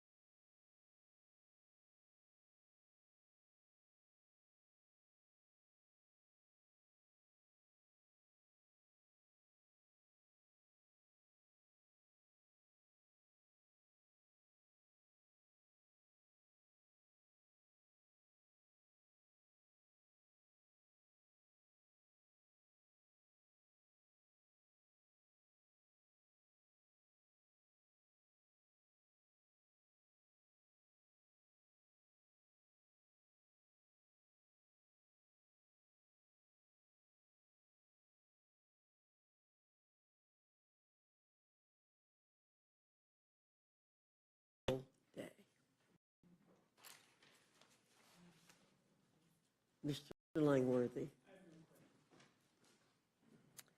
Mr. McGovern. First, I request unanimous consent to insert a statement from Representative Houlihan in support of 4 amendments, number 8, 19, 28, and 37. Taken together, these amendments would make significant progress in ensuring that this legislation will not harm Americans across the country. Without objection. And I just want to thank all of the panelists for being here. I mean, I support all of your amendments. I share your concerns. I mean, I really am deeply disturbed by the fact that this is a bill that's going to hurt the most vulnerable in our country, and it could reward those who are well off and well connected. If we are lucky enough to be in the majority again, I hope one of the things that we will look seriously into is honest-to-goodness campaign finance reform, because there's too much damn money in politics. And you look at some of these provisions, and you can tie it directly to contributions. And I don't think that's what the American people want, and that's what has corrupted the system. But I have no questions. I just want to thank you all for being here. Thank you, Mr. McGovern. Mr. Scott. Just my colleague from Georgia, those of us in rural Georgia would appreciate if y'all would stop cutting our forest lands down and maybe come get those solar panels off our farmland and take them back up there to Metro Atlanta. We'd be appreciative of that. Thank you. I yield back. Ms. Scanlon, you're recognized. Just want to thank all of the panel members for their thoughtful amendments, for their testimony, for their patience in waiting to testify tonight. I think collectively you've told quite the story of both the harm to our communities that this ugly bill will inflict, as well as the real hypocrisy and the real underlying purposes for why these cuts are being made to justify giving to those who have the most rather than those who need the most. So thank you. Appreciate all of you. I yield back. Mr. Jack. No questions. Thank you. Thank you. Ms. Leisure Fernandez. Thank you very much to the panel once again. And I'm, ditto on everything that was said and everything you said. Something that we haven't talked a lot about, and we have a Ways and Means member here. And, ways and means, right? And the means or the ways is how do we get tax revenue? And I just wanted to ask a really quick question because it seems that the tax cuts are one thing, but we also, under Trump and this administration and the budgets, really seen an opening door for the tax cheats, right? And right now, it's the estimate that the cuts to the IRS are going to lead to $1 trillion in revenue loss, $1 trillion in revenue loss.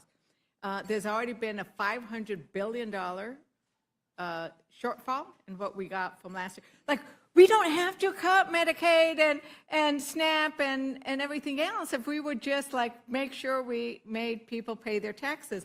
Madam Chair, I'd like to enter into the record, Trump pardoned tax cheat after mother attended $1 million dinner from May 26, 2025. Without objection. And Representative Sewell, I think that this issue goes to the ranking members of there's way too much campaign money flowing in so that tax cheats can get away with stuff. I don't know if you have any thoughts on that.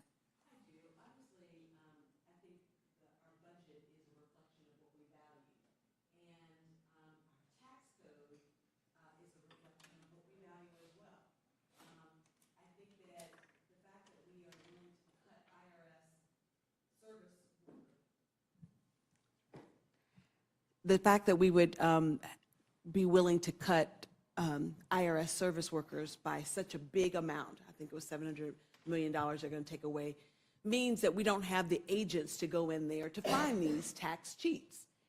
Instead, I've seen in my district, the low-hanging fruit is to question someone's child tax credit or earned income tax credit, not to go after all of the complicated tax, things that would really bring us a lot of money and a lot of revenue, to your point.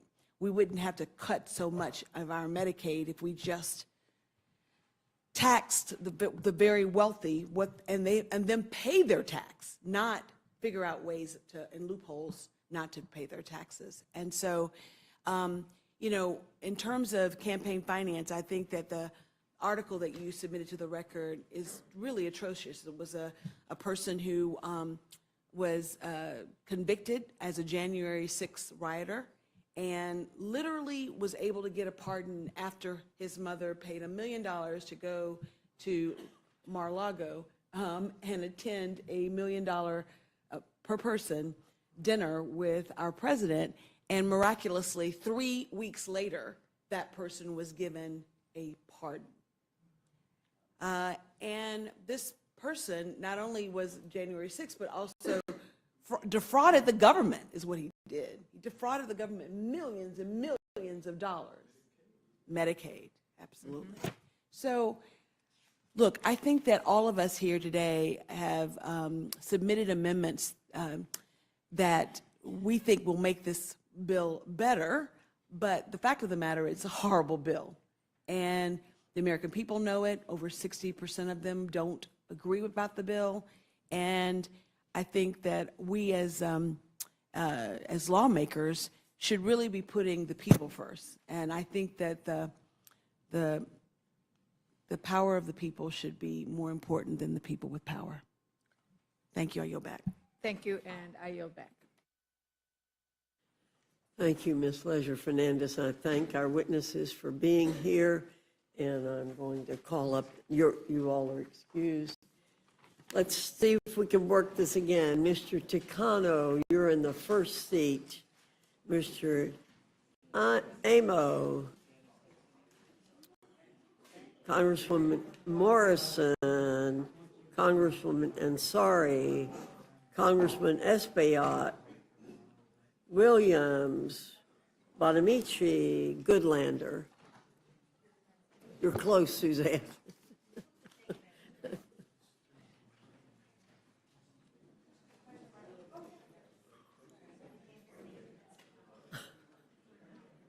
You didn't have to move far. You might.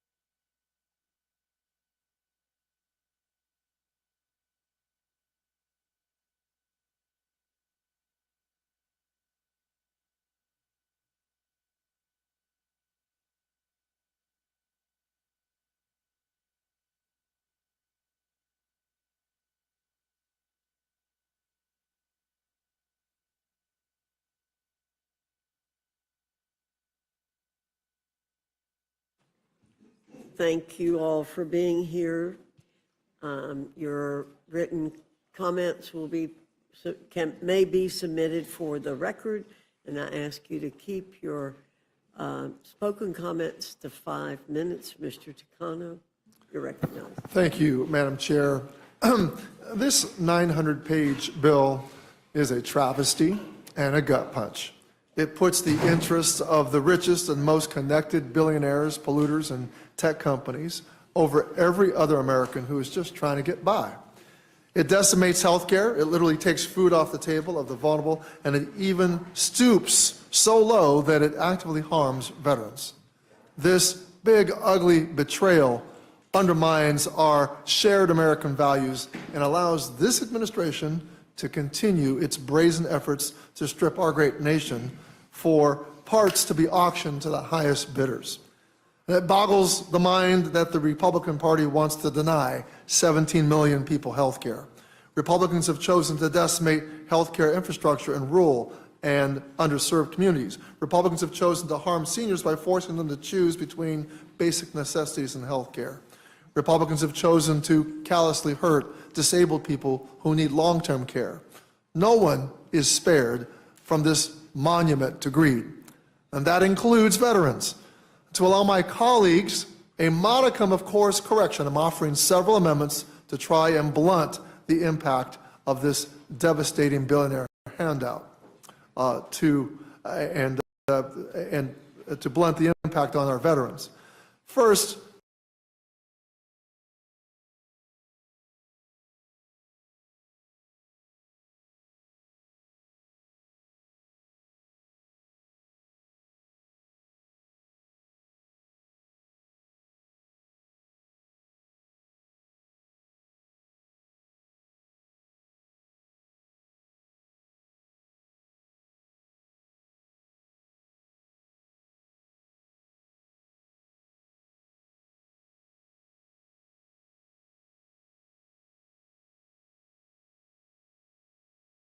Americans should also share that these terrible work requirements that are really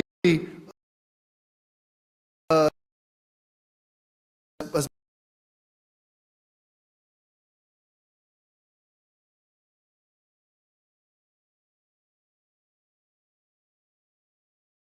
this intended government inefficiency in order to cause people to not get their benefits because we'll just lose many. Currently, 1.6 million veterans rely on Medicaid. And while the bill may exempt veterans with 100% VA disability ratings, it would still subject as many as 1 million other veterans to bureaucratic red tape just to keep their health care. We shouldn't be doing this to our veterans. We shouldn't be doing this to anybody who is going through a complicated set of life experiences, whether it might be taking care of a loved one, being a caregiver, or any number of different things that we could imagine. People who are lower income are facing tremendous life choices, and our veterans, we can all imagine what sorts of trials and tribulations our veterans are going through. Veterans with disability ratings other than 100% may still have service-connected disabilities that present significant impairments to employment. Singling out veterans with 100% disability ratings is not reform, it's cruelty. Our veterans have sacrificed enough at the altar of freedom. We should not be forcing them to sacrifice even more. Second, if you're going to rip away veterans' health care, the least we should do is tell them. My amendment would require HHS to notify veterans who are losing Medicaid coverage due to this bill. Third, I've offered a similar amendment requiring USDA to notify veterans and service members if they're being kicked off of SNAP households that receive food assistance through SNAP. Again, this bill takes away from those who served and gives to those who stockpile wealth without sacrifice. And if I had had an imagination, I would have offered an amendment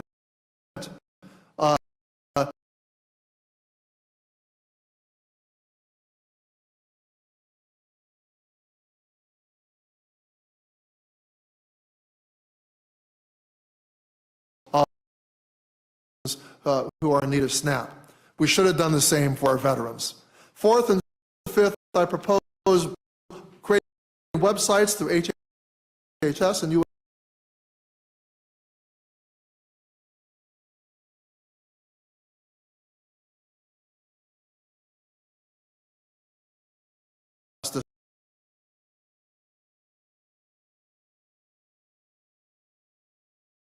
the bill.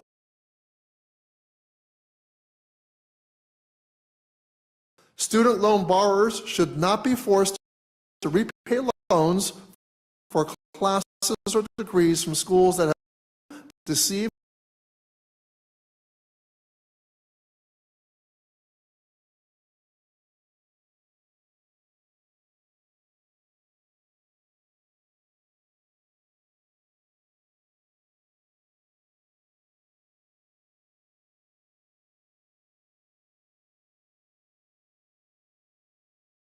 have to pay on their loans that they have been defrauded on by these for-profit monstrosities, Madam Chair. I yield back. Thank you, Madam Chair, Ranking Member, members of the committee. I honestly can't believe that I'm sitting here today again to try to convince my Republican colleagues, but that's exactly what the Republicans' big, beautiful bill does. Unfortunately, the Republicans' budget is even worse than the last time I sat here before this committee and pleaded with the Republicans to not make the largest cut to Medicaid in our nation's history and upend our nation's healthcare system. But here we are.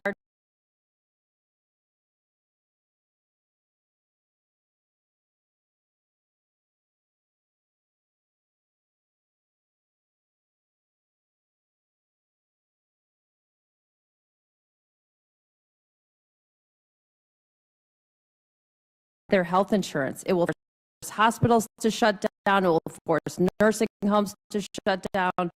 It will restrict access to reproductive health care. It will increase health care costs. It will increase premiums. It will increase out-of-pocket costs. It will make more families go bankrupt. And that's not even getting into any of the rest of the disaster of this bill. The largest cut in foreign history, increasing consumer energy costs, raising property taxes in all 87 counties of my home state, exploding the national debt. The list goes on. Doctor, and I'm thinking about people's Americans' health and our nation's healthcare system. One thing I want every single American to know is that even if you don't use Medicaid, even if you don't know anyone who uses Medicaid, the Republican budget will affect you too. It doesn't insurance you have when your local hospital, clinics will close. This will be a catastrophe for all of us. We will all have less access to health care. It's incredibly dangerous. But I don't want us to lose sight of the human impact of this. As this bill gets closer to becoming the law of the land, I can't stop thinking about my patients. I see their faces, the faces of the mothers and the families I've taken care of who got their health important. Where are they supposed to go to get health care? 80 million of all American children get their coverage through Medicaid. Your humanity. What is the most chilling and soul-crushing part of this entire process is that the Republican majority doesn't care. They don't care. And this isn't speculative. It isn't being presumptuous or guessing about their intentions. They are literally telling us. The Vice-President of the United States, JD Vance, called gutting Medicaid minutia and kicking millions of Americans off their health insurance immaterial. Republican Senator Mitch McConnell said Americans who are concerned about losing Medicaid will, quote, get over it. Republican Senator Joni Ernst defended the life-threatening gutting of Medicaid by saying, well, we're all going to die. As we sit here today, I am outraged by what Republicans are doing to future generations. I never want to hear Republicans say that they are the party of families ever again. Half of all children in the United States of America get their health care coverage through Medicaid. 1 in every 4 children in the United States of America get food assistance through SNAP. Republicans are taking away health care and food from our children in order to prioritize billionaires and perpetuate wealth inequality. It's wrong, it's immoral, it's unconscionable. We haven't even begun to unpack all the ways in which this bill is a moral abomination and honestly an embarrassment of a piece of legislation. If you were serious about putting together a good budget for the American people, you wouldn't try to shove it through on an artificial deadline. You wouldn't force debate through the dark cover of night. You wouldn't vote on it without even reading the text of the bill. But the Republican majority is just unquestioningly doing the president's bidding. They have ceded all of their power to the president, who is beholden to his billionaire class. The more the American people learn about this bill, the more they hate it. You've seen the polls, you've received the calls and emails. You know the American people don't want it. That's why I'm submitting an amendment to scrap the whole bill. Listen to the people you were sent here to represent. So let's start over, write a bill for the American people, not the billionaires. Thank you, Madam Chair. With that, I yield. Thank you. Mr. Amo, you're recognized for 5 minutes. Thank you, Madam Chair. Thank you, Ranking Member and distinguished members of this committee. Look, we all know the saying. We've heard it a bunch of times today, probably. Budgets are a statement of values. You know, this has guided me through this process, this long process that we've been on, and a big bad process I think it's been. 126 days ago in February, 82 days ago in April, and 40 days ago in May, the House voted on some form of this Republican scheme that would take the health care and food assistance away from millions to pay for tax breaks for the rich. Republican members in this chamber have had opportunity after opportunity to debate how to avoid hurting millions of people. You've had a chance, countless chances to improve this bill, to state values. From the Budget Committee to the Rules Committee, I've been sounding the alarm alongside my Democratic colleagues. You know, we pulled a college-style all-nighter to demand Republicans listen to these values we share, values that I hear at home in Rhode Island. Yet, here we are, July 1st, 2025, once again voting on this big, bad bill for billionaires. Has it gotten any better? Nope. Republicans have undoubtedly made it worse. And every step of the way, every vote we've taken, every debate they've participated in, Republicans have been faced with a question. Does this budget reflect your values? And every single time, whether or not they've said it, they've answered with a resounding yes. Republicans value the wealthy over the working class. Republicans value tax breaks for billionaires over health care for the vulnerable. Time and time again, Republicans have refused to correct this reverse Robin Hood scheme.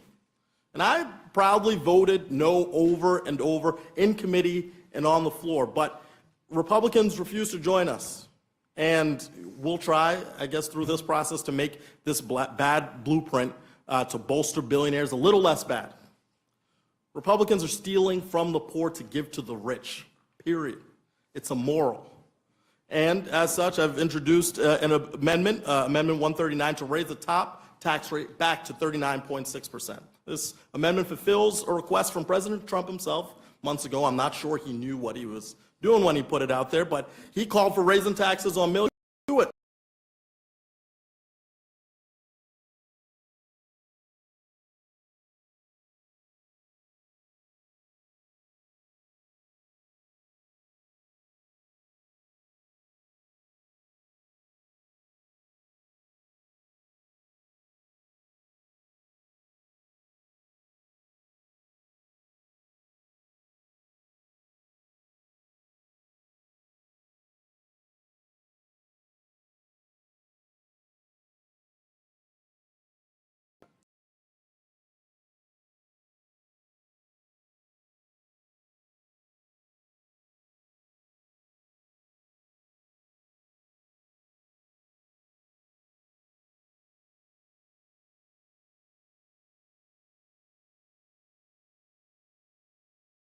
Medicaid away from a single person. Well, after all of that insistence, if you pass this amendment, you will make it the case that not a single person will lose coverage. This is a common sense amendment.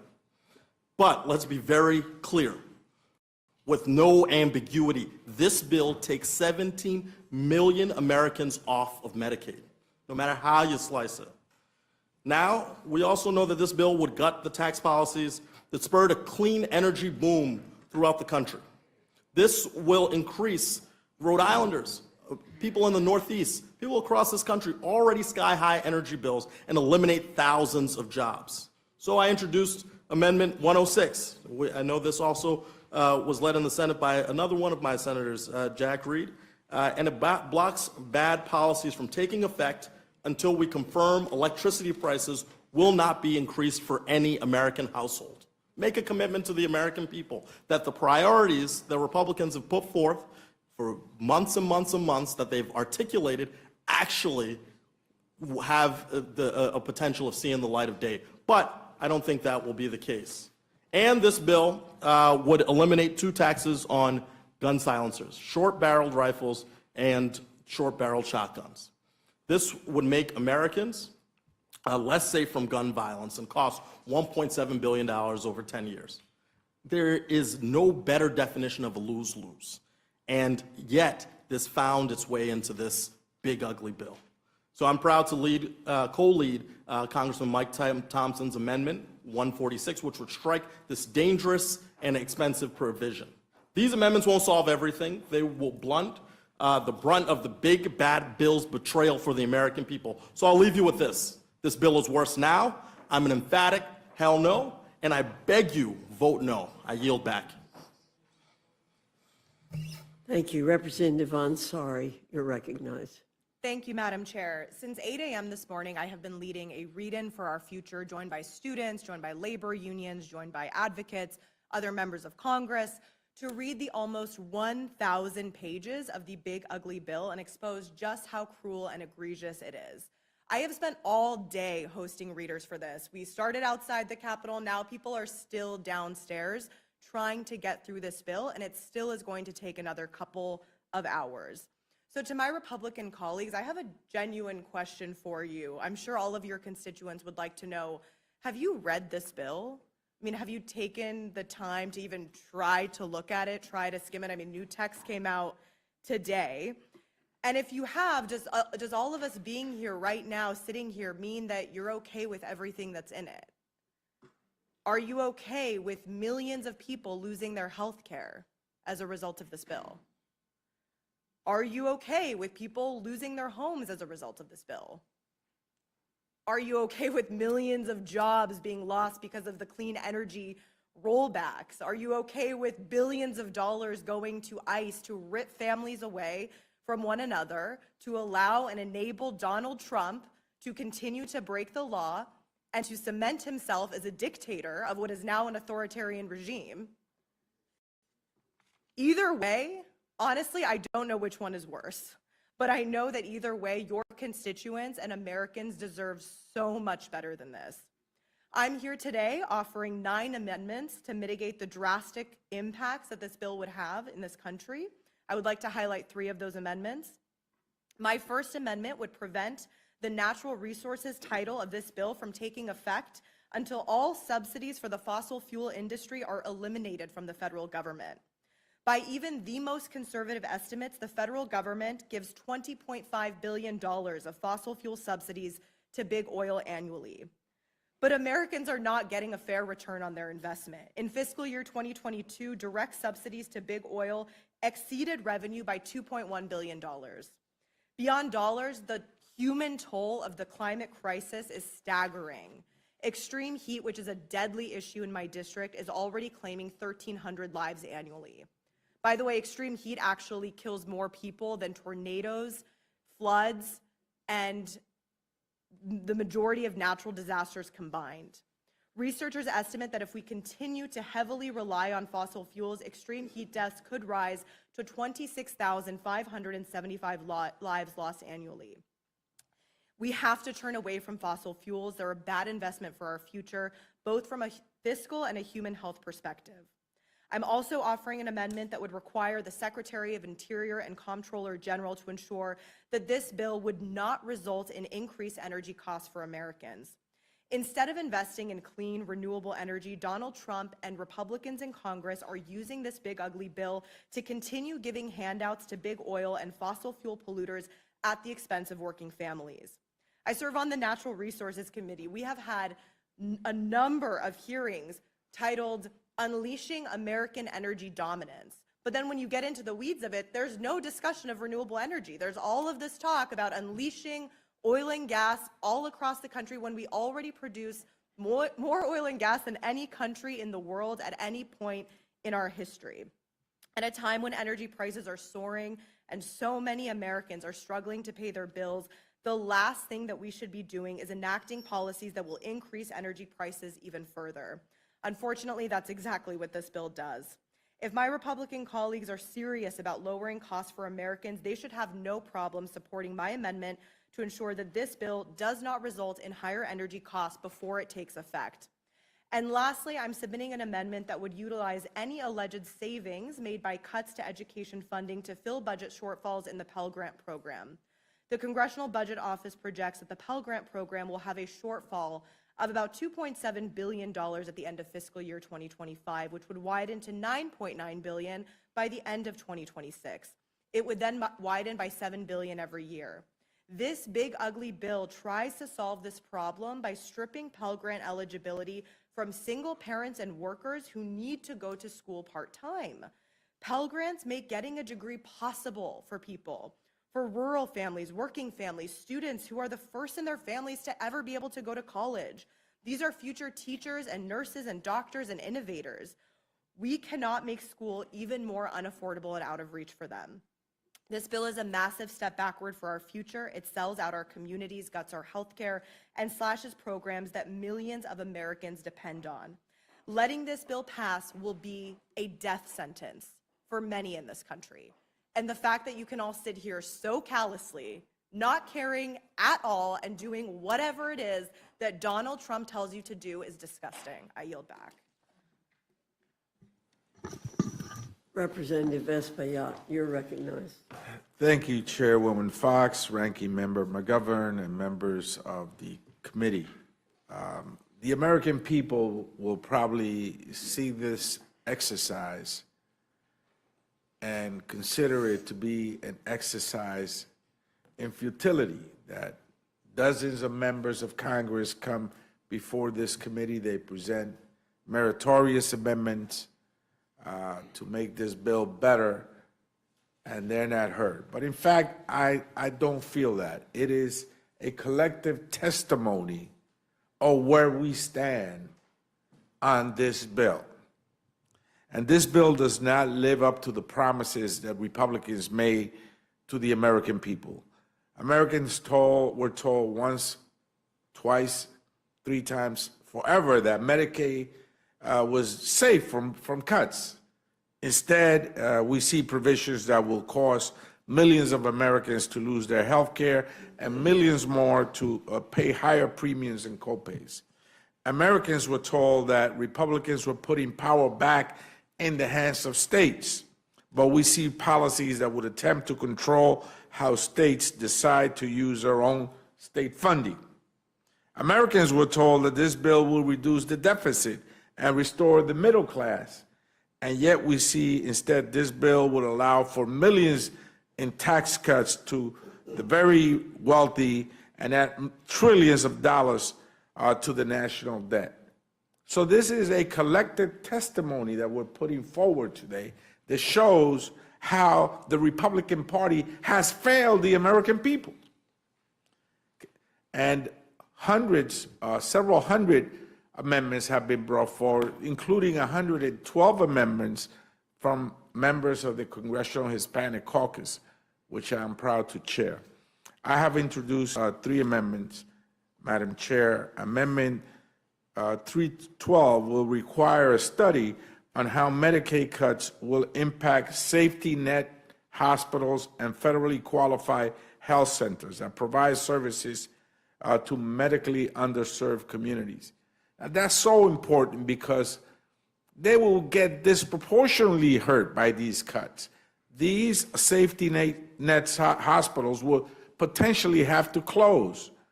And so we must measure the level of hurt that this betrayal will perpetrate against the American people.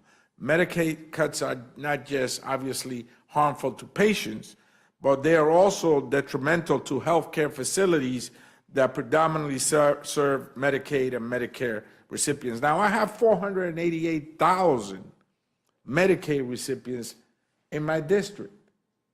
This will severely hurt more than half, much more than half of the district. Many of them are seniors, children, women that relied on Medicaid and will see this program gutted.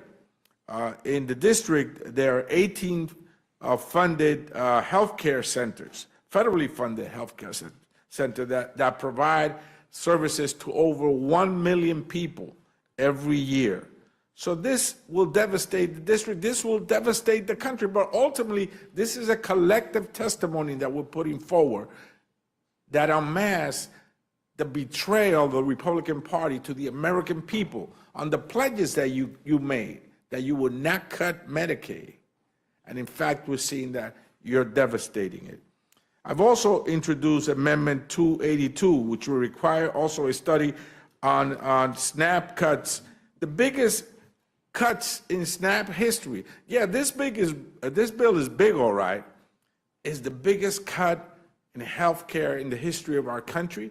It's the biggest cut in food stamps in the history of our country, and is the biggest transfer of wealth from the poor and the middle class to the richest in America. So this bill is big, all right, in those three categories.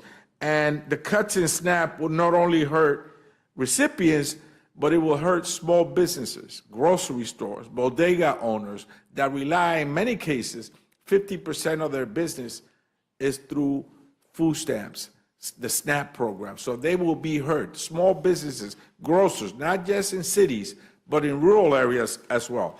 And finally, Madam Chair, I have Amendment 320, which will prohibit funds from being used to conduct immigration enforcement in houses of worship, in churches, in synagogues and temples across America. You should not be afraid to be arrested and deported when you go pray to your God. 65% of the American people believe so. These are the three amendments. People don't want this bill. I urge the adoption of the amendments, and I yield back. Representative Williams, you're recognized. Thank you, Madam Chair, and thank you, members of the committee, for being here to listen to us after a very long day. Y'all, I'm at the Rules Committee for the second time this Congress to try and fix the billionaire bailout budget, the most expensive single bill in American history, transferring wealth from working people to billionaires. I thought back in May that this bill just couldn't get any worse, but the Senate said, just wait, and they actually proved me wrong because the bill is actually worse. The first time the House debated and passed this bill, my Republican colleagues tried to hide it from the American people, debating it in the middle of the night, hoping that folks back home wouldn't notice what they were doing. This time, their cruelty has been on display in broad daylight all day long. My Republican colleagues are forcing a bill through that, Madam Chair, most of your colleagues haven't read this bill. They're voting to take food from the mouths of millions of families without even reading the bill. Democrats and Republican families alike who rely on SNAP, and y'all need to understand that the reliance on SNAP and the strain on food banks, they serve meals to millions across this country, not my constituents, but across all districts. When SNAP is slashed, food banks feel the pain in real time. Higher demand, increased strain on volunteers and donated supplies. This would make a bad situation worse for food banks across the country, including the Atlanta Community Food Bank in my district, which is already struggling after a $15 million funding cut following the defunding of local food purchase assistant cooperative agreement programs. Serves 14 districts across the state. I was hoping that my colleagues from Georgia would have been here when I had an opportunity to speak, because in the 3rd Congressional District of Georgia, the Atlanta Community Food Bank serves people there. And I know that some of my other Republican colleagues in Georgia, 4 of them, also are served by the Atlanta Community Food Bank. Real people, like my constituent Denisha, will suffer, Madam Chair. Denisha is among the 1.4 million people who receive SNAP benefits in Georgia. She's a mother of 5, already struggling on SNAP just to make ends meet. I had an opportunity to talk with Denisha because she contacted my office after she discovered that her SNAP benefits were missing from her EBT card. Denisha says that she will do anything to feed her kids. That sounds like any and every mama that I know. Denisha turned to food pantries to help her family, and she told me food pantries are struggling too right now, and they could not even help me to feed my family. When SNAP is threatened, food banks are often the only place families can turn. So today, I propose an amendment adding a food bank relief fund to the bill. My amendment would appropriate $25 billion to the Emergency Food Assistance Program, supporting food banks that so many people turn to in these uncertain times. That's only a drop in the bucket compared to the billionaire tax cuts. The Food Bank Relief Fund is just one of the 18 amendments that this moment will go down in history, no matter what path my Republican colleagues choose. I've chosen to fight for the people in my district who've called me day and night to ask me to oppose this bill. But make no mistake, this bill is not about cracking down on fraud or waste or abuse, because we're all against that. It's about taking food from children and seniors who depend on SNAP and ripping away the health care from nearly 17 million Americans who need Medicaid. Although I know my Republican colleagues will refuse to change their billionaire bailout budget and accept any of these amendments, I'll continue to bring the voice of the American people that would be harmed by this bill into the debate. Y'all, I came to Congress to serve the people, and I've heard from my colleagues on both sides of the aisle claiming that they're here to serve the people as well. But the Republican budget abandons them. These are real people, not line items in a budget. Families who rely on SNAP to keep their children fed, seniors choosing between food and medical treatments, veterans already without stable housing. Instead of delivering for them and the promise of America, you're giving tax breaks to billionaires. That's not public service, it's betrayal. So when you go home to your districts, you'll have to answer for it. I know I'm going to answer to my constituents that I'm fighting for. I yield back, Madam Chair. Thank you very much. Congresswoman Bonamici, you're recognized. Thank you to the chair and the ranking member, and thank you to the Rules Committee for being here and for listening to us today. I want to first align myself with so many excellent amendments that are designed to stop the harm that will come from these devastating cuts to Medicaid and SNAP. I met with hospital leaders, the Hospital Association, the leaders of the community health clinics. The word that they agreed was applicable is catastrophic. 97% of Oregonians have insurance, and that is because we have been very innovative and forward with Medicaid expansion, and 1 in 3 Oregonians, including many children, get their health care through Medicaid.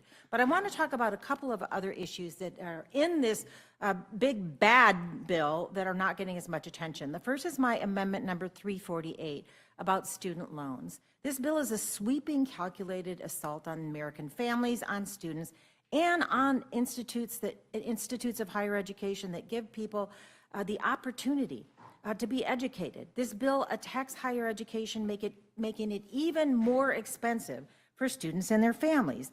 It eliminates PLUS loans. It modifies repayment plans to remove some of the lowest cost options for borrowers. Monthly student loan payments will increase dramatically. So my amendment, number 348, provides a necessary protection for existing student loan borrowers who are shortchanged under this terrible bill.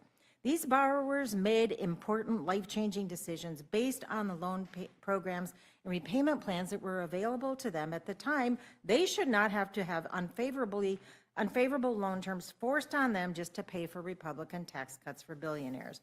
So if left unchanged, this bill will set more borrowers up to fail.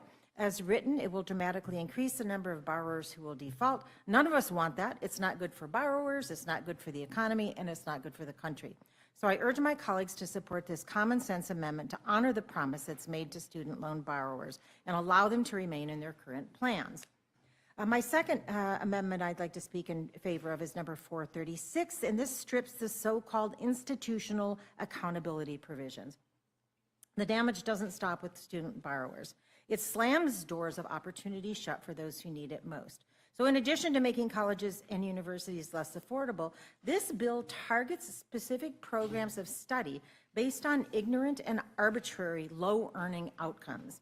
Although the Senate's accountability proposal is unquestionably better for schools than the House's so-called risk-sharing plan, I'm glad that's out, the Senate's bill would discriminate against programs that lead to careers in valuable but perhaps low-paying fields, especially in public service and the arts. What if a student wants to join the Peace Corps or become an early childhood educator? These are fields with low salaries, but that doesn't mean the work isn't valuable or that the students didn't benefit from their education. An analysis from the Urban Institute found that programs in human development, health and medical, administrative services, human services, and teacher education, they will all see the greatest losses. Madam Chair, people should not be punished for choosing service over salary. My amendment would strike this harmful provision so colleges and universities will not be penalized for the career paths their graduates choose to pursue. If my colleagues are truly interested in accountability for higher education, they can support gainful employment and the 90-10 rule. So I urge my colleagues to support this amendment and end the assault on these valuable educational programs that make our country stronger, more innovative, and more competitive. The next two amendments are related. One is from Ranking Member Scott and the other is mine, because this bill doesn't just fail students, it fails children and families. So Mr. Scott's Amendment 279 and my Amendment 388 stop American children from going hungry.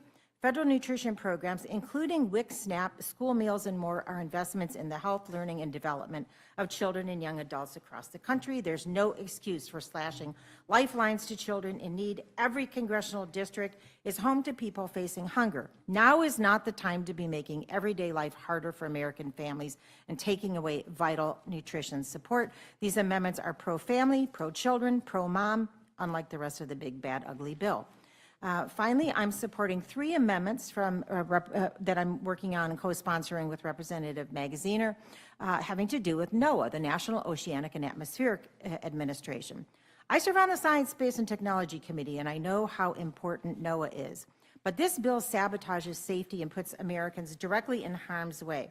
So these amendments will strike provisions that gut NOAA and kneecap our ability to forecast weather, protect coastal communities, and maintain the very sanctuaries that sustain our fisheries, economy, and way of life. Rescinding funds for NOAA's permitting and reviews will delay overdue projects that are designed to blunt the worst extreme weather events and harm coastal economies. And stripping support for community resilience will leave families defenseless against rising seas and billion-dollar disasters.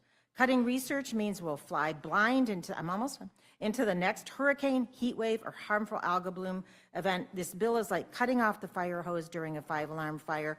In summary, I didn't think this bill could get worse, but it did. It's regressive and reckless and strips healthcare, food assistance from millions. It's legislative malpractice, and history will remember those who stood up for those in need and those who voted to burn it all down. I yield back.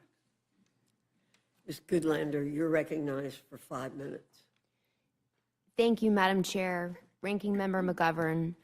I am here tonight before this committee once again because this is the last committee, the only committee standing in between the people who I work for, the hardworking people of New Hampshire, and this big bill. And I brought the bill with me tonight because you might call me old-fashioned, but I read every bill we vote on in this body. We've had this text for less than 12 hours. And yet here we are tonight, once again in the dead of night, pushing this big, brutal bill across the finish line in an arbitrary deadline. This bill is 887 pages. Even if you don't read this whole bill, which every member of this body should, it should catch your attention that it includes the biggest cuts to Medicaid in American history. It's a beautiful bill only for one group of people, and that is the billionaires who are going to make out like bandits with tax giveaways galore, tax giveaways that they don't need. For the rest of America, this is a brutal bill. Its brutality is measured in the trillions of taxpayer dollars that this bill is going to add to our already sky-high national debt. Its brutality is going to be measured in the costs that millions of fellow Americans will pay in dollars and in their lives that are going to be upended by this bill. Look, we had very little time, way less time than any deliberative body should have to introduce amendments. I've introduced common sense amendments that try to go directly to the costs that this bill is going to impose on millions and millions of Americans. Energy costs and housing costs, healthcare costs and food costs. But what I want to say tonight is that when we vote on this bill, I hope every member of this body will keep in their minds and in their hearts the real costs, the real human beings who are going to pay the price. The little boy in the town of Boscawen whose life depends on Medicaid and on SNAP, and whose life is going to be forever changed by this bill. He will be in my heart and on my mind when we vote on this bill. The cancer survivor in the city of Keene, who literally would not be here today if this bill, this big, brutal bill, were law today. She will be in my heart and on my mind. The patriotic healthcare providers in the North Country of my state who've come to me with tears in their eyes because they know that this bill is going to shut down critical access hospitals and people will die. They will be in my heart. And so too will the extraordinary people I sat with this afternoon. The last thing I did before I came down here to this committee was to sit with a group of extraordinary people who are trying to do the Lord's work in providing health care to those who need it most. They will be in my mind and in my heart as we vote on this bill. I hope you will read every word. I hope that the absence of our Republican colleagues here tonight is not evidence that they are not paying attention to the harm that this bill is going to wreak on our country. I urge this committee to adopt the common sense amendments that have been put forth tonight, but no amendments can fix the damage that this bill is going to cause to our country, and that is why I'm a hard no. With that, I yield back. Thanks to all of our witnesses. Mr. Austin, do you have any questions you would like to ask? I'm sorry, Mr. Scott. Yep, Mr. Scott. Mr. McGovern. I want to thank all of you for being here. Your words are powerful, and I think it reflects what the American people are thinking right now. I think people are really scared and frightened, and especially those who have benefited from some of the programs that seem to be targeted. So we will do everything we can on this committee to be wind at your backs to try to advocate for your amendments. I'm not going to ask any questions, but I do want to ask unanimous consent to insert in the record a letter that we just received from the Congressional Budget Office, basically telling us that this big, awful bill got more expensive. Since coming, it has added an additional $110 billion to the Senate, original Senate bill. So now it would increase the deficits up by over $3.4 trillion, not $3.3 trillion. So every time we deal with this, it gets more expensive. So in any event, I ask unanimous consent. Without objection. I thank you again. I yield back. Thanks. Mr. Griffith. Okay, Ms. Scanlon. Thank you. I just want to echo the ranking member's thanks to all of you. The passion which you have brought to this discussion, and each of you telling the stories of your constituents and trying to help people understand the problems with this bill, each of you in a different way. I think together the tapestry is really, really powerful. I know some folks took some unusual measures to make sure that everybody knows what's in the bill, and that's a huge undertaking as well. So thank you, everyone, for all your work. I yield back. Thank you. Mr. Neguse. Thank you, Madam Chair. I don't have any questions. I would echo the sentiments of the ranking member and Representative Scanlon with respect to thanking the witnesses for their impassioned testimony, and certainly believe all of their amendments should be considered by the committee. Hope springs eternal that perhaps we'll be able to convince our colleagues in the majority to consider them. I guess one note that I think bears mentioning, and it's in response to Dr. Morrison's testimony, just because it's rare that we have an opportunity to have someone who has spent her entire career serving patients and ultimately closest to the people who will be devastated by this bill. I'm curious if you've heard from hospitals in Minnesota in the last, I guess, 24 hours here, 12 hours since the passage of the Senate bill. And the reason I ask that question is I've certainly heard from Colorado hospitals, and we're kind of collating a lot of these statements that are now being issued this evening and earlier today from hospital associations across the country. I was just reading one from Virginia and just detailing the impacts to Southeast and Southwest Virginia, in particular the rural hospitals that are going to be closing if the Senate language ultimately is signed into law. So I wonder if that's consistent with what you're hearing? Well, it certainly is. And I think it reflects everyone's experience. The hospitals in my district and across the state of Minnesota are literally panicking. Some of the there are two kind of main safety net hospitals in Minneapolis, and they both are concerned that they will have to shut their doors. And the implications for the Minneapolis-St. Paul metro area, the state, the region are catastrophic. We've used the word catastrophic a few times tonight. So yes, I've been hearing from hospitals, from providers, from patients, panic. Well, I've heard the same, and it's all the more reason why I think your amendment ought to be adopted.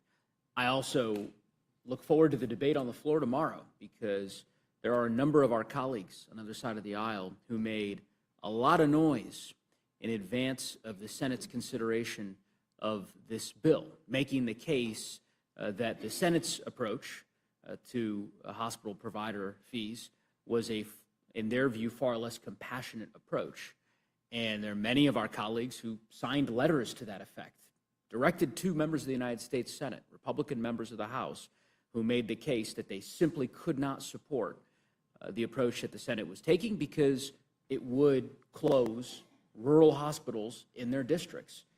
And now they're going to have an opportunity to perhaps test the adage of, actions speaking louder than words, because they'll have an opportunity to vote up or down on this bill, it seems. The witnesses, and I'll yield back, Madam Chair. Thank you, Mr. Neguse. Ms. Leisure-Fernandez. Once again, I join and echo the comments about being concerned, as well as the concerns about hospitals, including South Carolina Hospital Association, Louisiana Hospital Association, Kentucky Hospital Association. Like, they're all concerned, and they recognize it. And interestingly enough, some of the associations, like in Kentucky, as well as in South Carolina and North Carolina, they actually point out, we liked the House bill better, right? So now it's back over here as a really bad bill, and the question is, what are the legislators, what are the Congress people going to do here, right? Are they going to stand up for, we didn't like their bill, but at least it wasn't as bad as what the Senate is doing to their own hospitals. And with regards to reading the bill, several of you mentioned that, Representative Ansari, that question actually was asked of the committee ranking members and chairs, and they were here having to testify on a bill that they hadn't had time to read.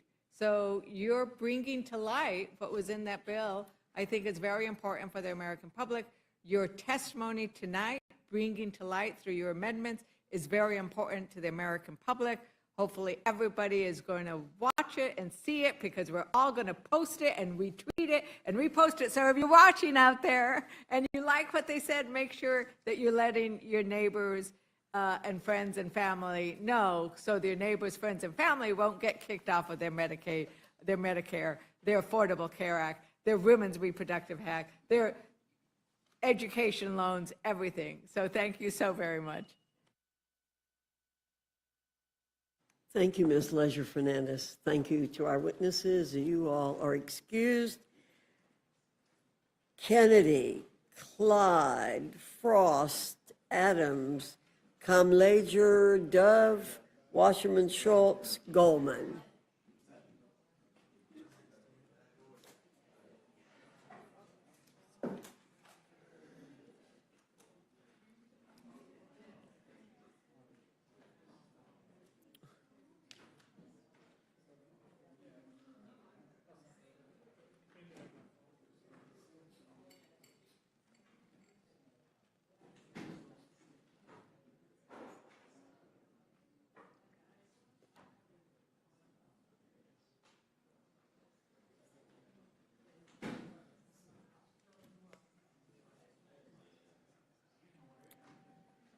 Alma?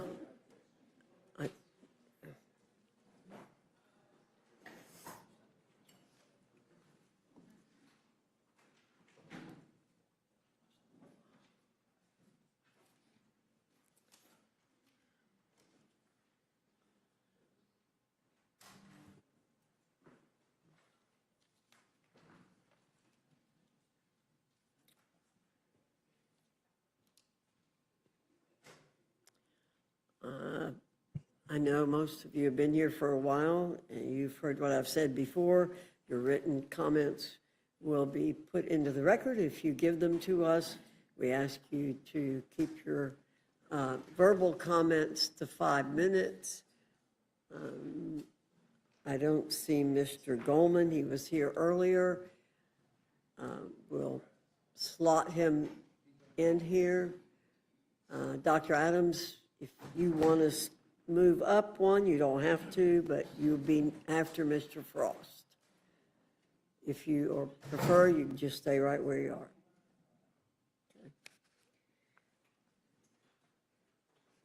Mr. Kennedy, I think you win the prize for being here the longest, I'm not sure. Thank you. You're recognized.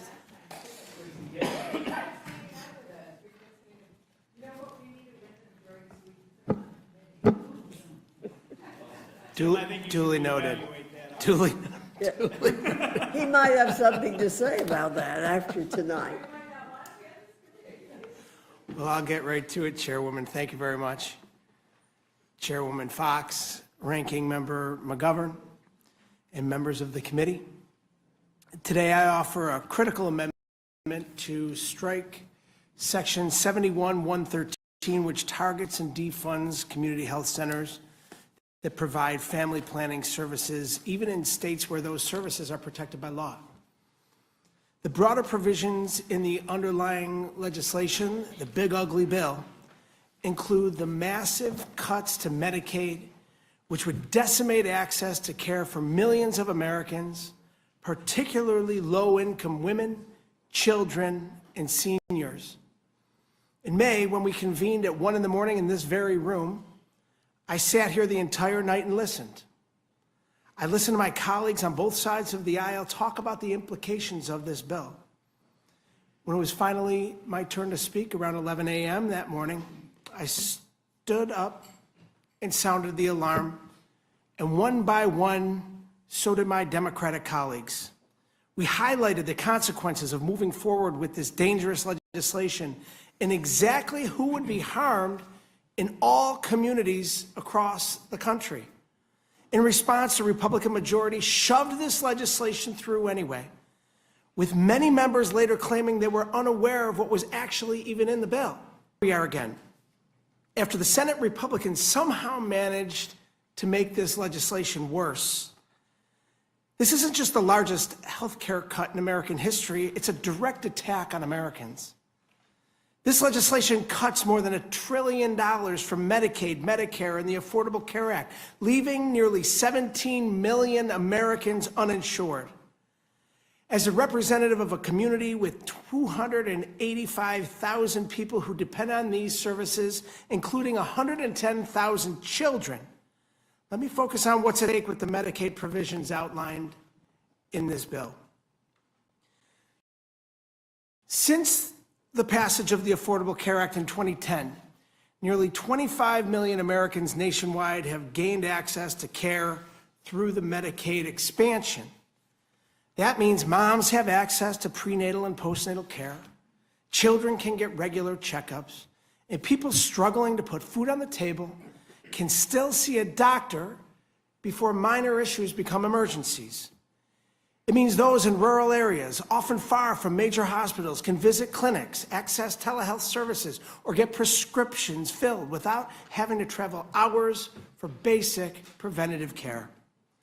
In New York, expanding Medicaid has given over 1 million people access to care. With this bill, New York will face billions of dollars in new costs, while other states could see their expansions repealed entirely. This will cost every single state in this country dearly, both financially and in the human cost. I cannot understand why members of this majority would rip life-saving care away from their constituents in the name of tax breaks for billionaires. It's unconscionable. As an occupational therapist myself, I've worked with patients, young and old, people who rely on Medicaid for necessary care. Without access to care, our healthcare system will become destabilized, and these same patients will suffer.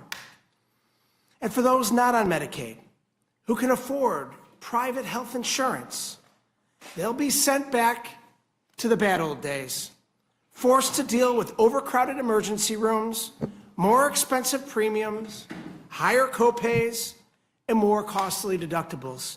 Everybody gets hurt. In the meantime, hospitals, nursing homes, and community health centers will close. Congressional Republicans are forcing families to choose between life-saving medicine and going hungry. And they're putting lives at risk. This Republican bill shifts the burden to states, to hospitals, and to the people who can least afford it. It's an attack on the American people. It makes Americans less safe and healthcare less accessible. Healthcare is a human right, not a luxury reserved for the few. I urge my colleagues to support my amendment, and I'll be voting no on this big, ugly bill. I yield back. Thank you, Mr. Kennedy. Representative Clyde, you are recognized. Thank you, Madam Chair. I appear before you today to testify in support of my amendment to eliminate the tax registration requirements for suppressors and short-barreled firearms under the National Firearms Act.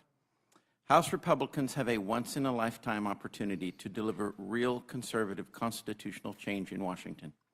This Congress has laid out bold priorities for President Trump's one big, beautiful bill, including tax relief for working families and small businesses, major investments in border security, strengthening our military, and unleashing American energy.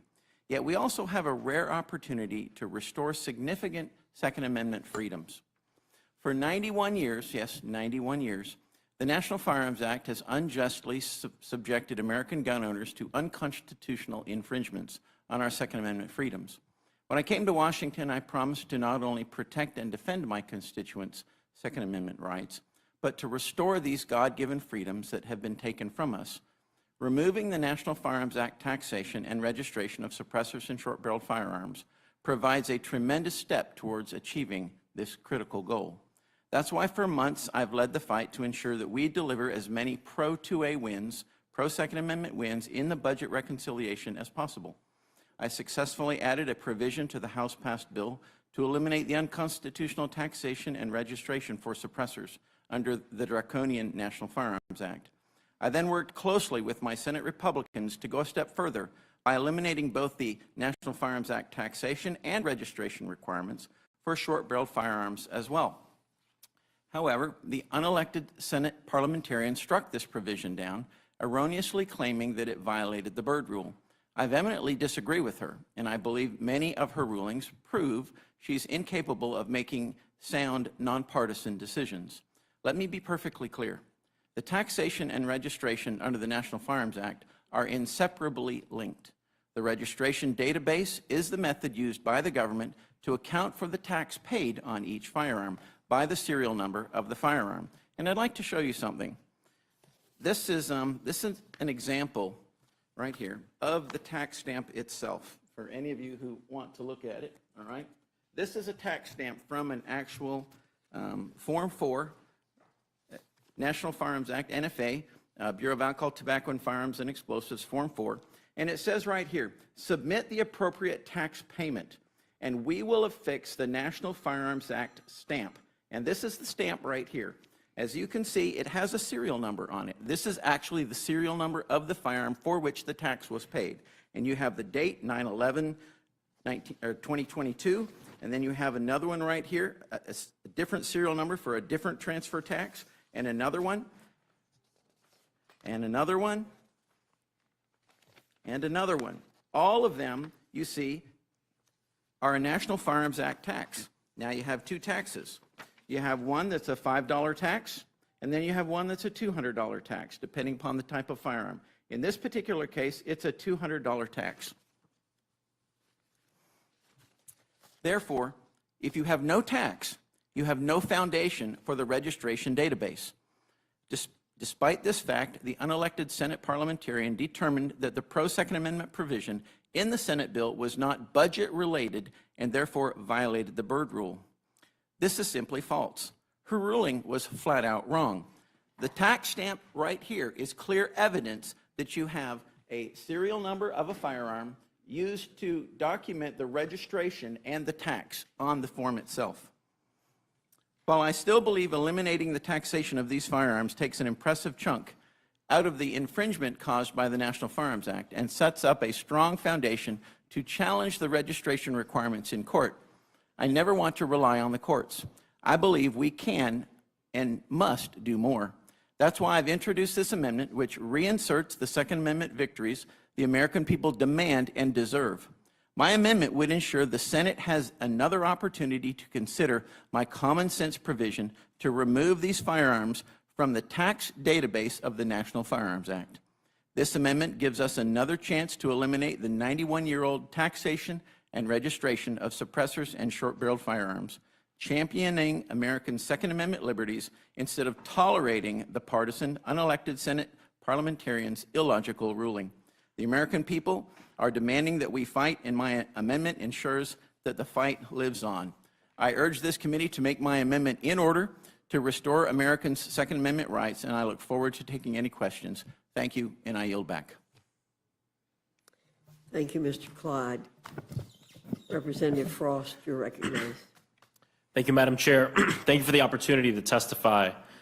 This is truly, I believe, an evil bill that should never become law. The single largest transfer of wealth from the working poor and the working class to the ultra-rich, billionaires and mega corporations in this nation's history. And I don't understand why anyone would vote for it, at least anyone that's read it. And of course, after this passed the House last time, a few Republican members came out to admit that they didn't read the full bill.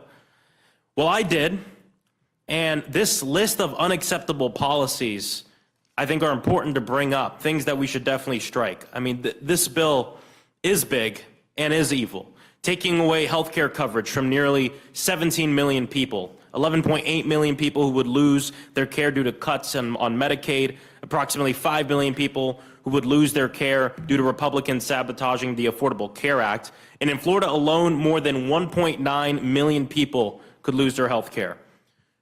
Children eligible for the Children's Health Insurance Program, CHIP, will be out of coverage and have annual and lifetime limits set on their care. Organizations Planned Parenthood is defunded, leaving many people with nowhere to go for cancer screenings and prenatal care. Hundreds of billions of dollars will be cut from Medicare, reducing access to care for seniors. States will be stripped of the ability to raise funding to provide health care to their lowest income residents. Hospitals and nursing homes will be closed, especially those in rural and underserved communities. In fact, studies show 1 in 4 nursing homes will be forced to shut down. Nursing homes will be less safe by dramatically reducing staffing and safety standards by closing 338 rural hospitals and 579 nursing homes. Co-pays for people on Medicaid will increase. Those able to stay on the marketplace coverage would see annual premiums nearly double to $1,300 or $3,000 for families. Monthly health insurance premiums for millions of families will spike by failing to extend the ACA enhanced premium tax credits that expire at the end of 2025, and as a result, 4.2 million more Americans will become uninsured. The Thrifty Food Plan, which helps people on tight budgets eat healthy, will shrink. Free school meals that are jeopardized by threatening SNAP eligibility for millions of children, literally taking the food out of children's mouths in schools. Food banks will be further strained, and they're already at a breaking point. Millions would lose their SNAP benefits, single mothers and families trying to feed themselves and their children.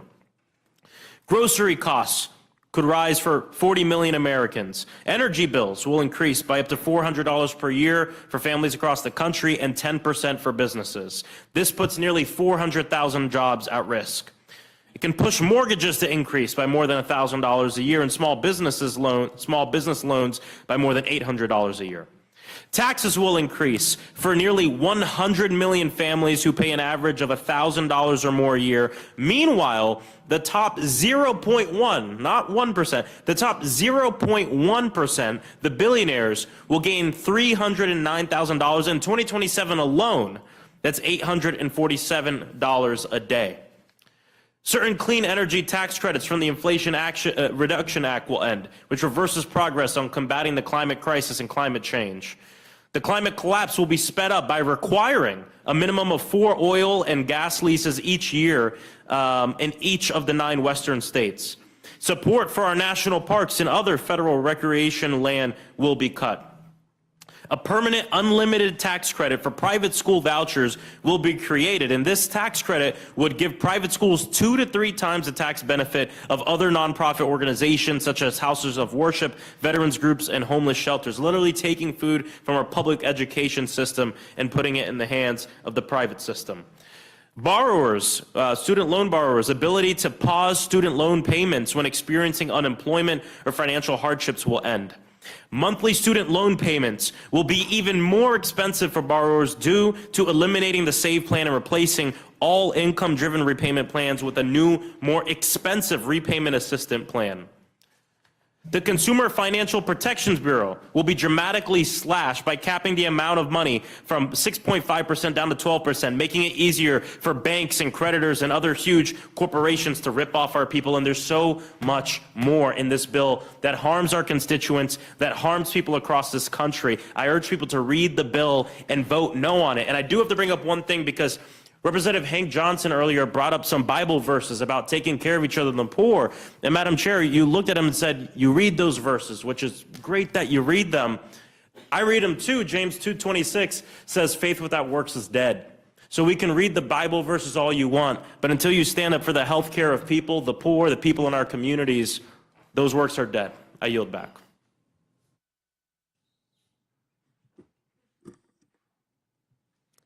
I know that scripture very well, too. Dr. Adams, you're recognized. Thank you, Madam Chair, and thank you to our ranking member and all the committee members. This is just not a beautiful bill. It's backwards. It's beyond beautiful. As a matter of fact, it's a betrayal to the American people, and it's going to hurt a lot of beautiful people. Just to give tax breaks to billionaires. And let me just speak about North Carolina, because 663,000 North Carolina Medicaid recipients would lose their health care. North Carolina would have to pay more than $500 million more in SNAP costs, and 238,000 North Carolina college students would see their student loan payments doubled or tripled. Now, this bill, which now has $1 trillion, it adds to the Medicaid cuts. It's going to cause Americans to die from lack of health care by being unable to seek medical care and access necessary medical equipment and afford life-saving prescriptions or manage chronic illnesses that require consistent treatment. And all of this just to give handouts to billionaires who can't afford medical care. Listen, you can't be healthy if you're hungry. We've got to be concerned about feeding our people, feeding our children in particular. This bill takes food out of the mouths of children to feed the pockets of people who never have to worry about where their next meal is coming from. Because, you know, if your stomach doesn't growl, you don't feel the pain that's coming from mine. The bill slashes financial aid to students working to realize the American dream, only to prioritize tax breaks for the wealthiest Americans who can already afford it. No tax on tips and overtime. Well, that's a little disingenuous, because this bill expires. That expires in 2028, and it will cap how much you can receive. It's going to make tax breaks for the wealthy permanent. And this bill doesn't cap the tax breaks for billionaires, nor does it place a time limit on the wealthy tax breaks. So why does it do that for other workers? Well, it's backwards. It's a big, ugly, backward bill. It moves our country backwards while adding $3.4 trillion to our debt. And I introduced an amendment that would change the definition of the gross income of student loans that's currently in the bill for student loan repayments.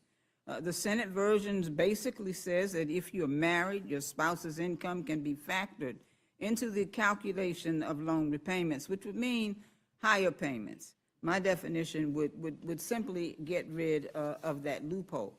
And so we know that higher loan repayments limits the ability for students to achieve the traditional life milestones, such as buying a home or starting a family.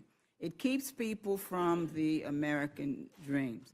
It's going to hurt a lot of beautiful people. Overall, this bill goes against our American values. It does not make America great. And with great fear and disgust of what this bill will mean for Americans across this country, I cannot support it. We've got to continue to make sure that we provide for the least, the lost, and the left behind. We've got to make sure that we do the right thing for the right people at the right time. Now is the time. This is a bad bill. It's ugly, it's mean, it's evil. And Madam Chair, I'm not going to support it. I yield back. Thank you, Dr. Adams. Ms. Kamlager Dove, you're recognized. Thank you, Madam Chair, and thank you, Ranking Member McGovern. You know, I too am going to start with some scripture.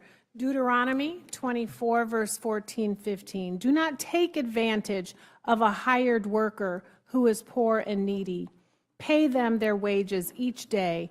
Otherwise, they may cry to the Lord against you, and you will be guilty of sin. You know, I started my day in my district, actually trying to protect constituents of mine from getting kidnapped by the federal government. And these are people who are working, these are people who own businesses, and they are also people who do not have criminal convictions. And while that was happening, the Senate passed this betrayal of a bill. And then I got a call from a working mother who has a child with special needs. And she is not on Medicaid, but she sees a really good doctor who is able to see her child and take care of her child because that doctor sees Medicaid patients. And then I went to the airport so that I could come here to this Doom room and talk about this bill. And I ended up talking to a mother with a very young child, and the child had a leg lengthener. The child was also on Medicaid. And I couldn't help but think, what's going to happen to this child when these Republicans pass this bill? What is going to happen to this child's health care? What is going to happen to this child's future? I'm from California, Los Angeles, and in my district of 700,000, 410,000 of my constituents are on Medicaid. 7 out of the 10 highest Medicaid enrollment districts in this country are in my state. My district, Los Angeles, is number 4, but Republicans represent the top 1, 2, and 3 highest Medicaid enrollee districts in the country. And I'm wondering, what happens when you all pass this bill and those constituents get cut? I mean, and they die. Do they not matter? Do your constituents not even matter? Because trust me, if they don't show up in the morgue, they will show up in urgent care or in the emergency room, and that is going to cost all of us so much more. But this bill is not just about cutting Medicaid or SNAP or getting rid of baby formula for new mothers. This bill is also about cutting Pell Grants, access to student loans, deferment options for young people who are trying to get an education. This bill will eliminate jobs because, trust me, if hospitals and community clinics and doctors' offices close, jobs will go too. And this bill cheats working Americans by giving the richest of the rich permanent tax cuts while not doing the same for those who are just getting by. And that is why I am offering an amendment that does something my Republican colleagues claim they want to do, but apparently just can't bring themselves to the finish line, making the overtime tax exemption permanent. You see, Republicans have been busy tweeting about no tax on overtime as if it's some eternal gift from the heavens. But when you read the fine print, which I know isn't as fun as tweeting, you find out that their provision actually expires after just a few years. And this bill doesn't even include all overtime. If your hourly rate is $10 and your overtime rate is $15, then you're only allowed a deduction of $5, not the full $15 you've earned. So I have to ask, are no taxes even in the room with us? Yet again, their false god, Trump, fails to deliver for the American people. To be clear, they want workers to believe they're getting a forever tax break, but they quietly snuck in a sunset clause. That's not a real promise. That's a bait and switch. It's a cheap headline at the expense of hardworking Americans who deserve better, who deserve the truth. My amendment does the honest thing. It strikes the sunset clause and makes the overtime tax exemption permanent. Simple, straightforward, and without an expiration date. because working people deserve more than tweeted out promises. They deserve to actually keep what they earn, all of it. If my colleagues really believe in honoring hard work, if they truly believe that every extra hour a worker puts in should be rewarded, not taxed away, then this is their chance to put their votes where their tweets are. Let's stop the performative politics. Let's actually deliver permanent, real relief for workers and show them that Congress can be a place of action, not just empty words. You know, this bill will make America more sick, more hungry, and more broke. At least it will do that for the majority of working Americans, because we are all connected.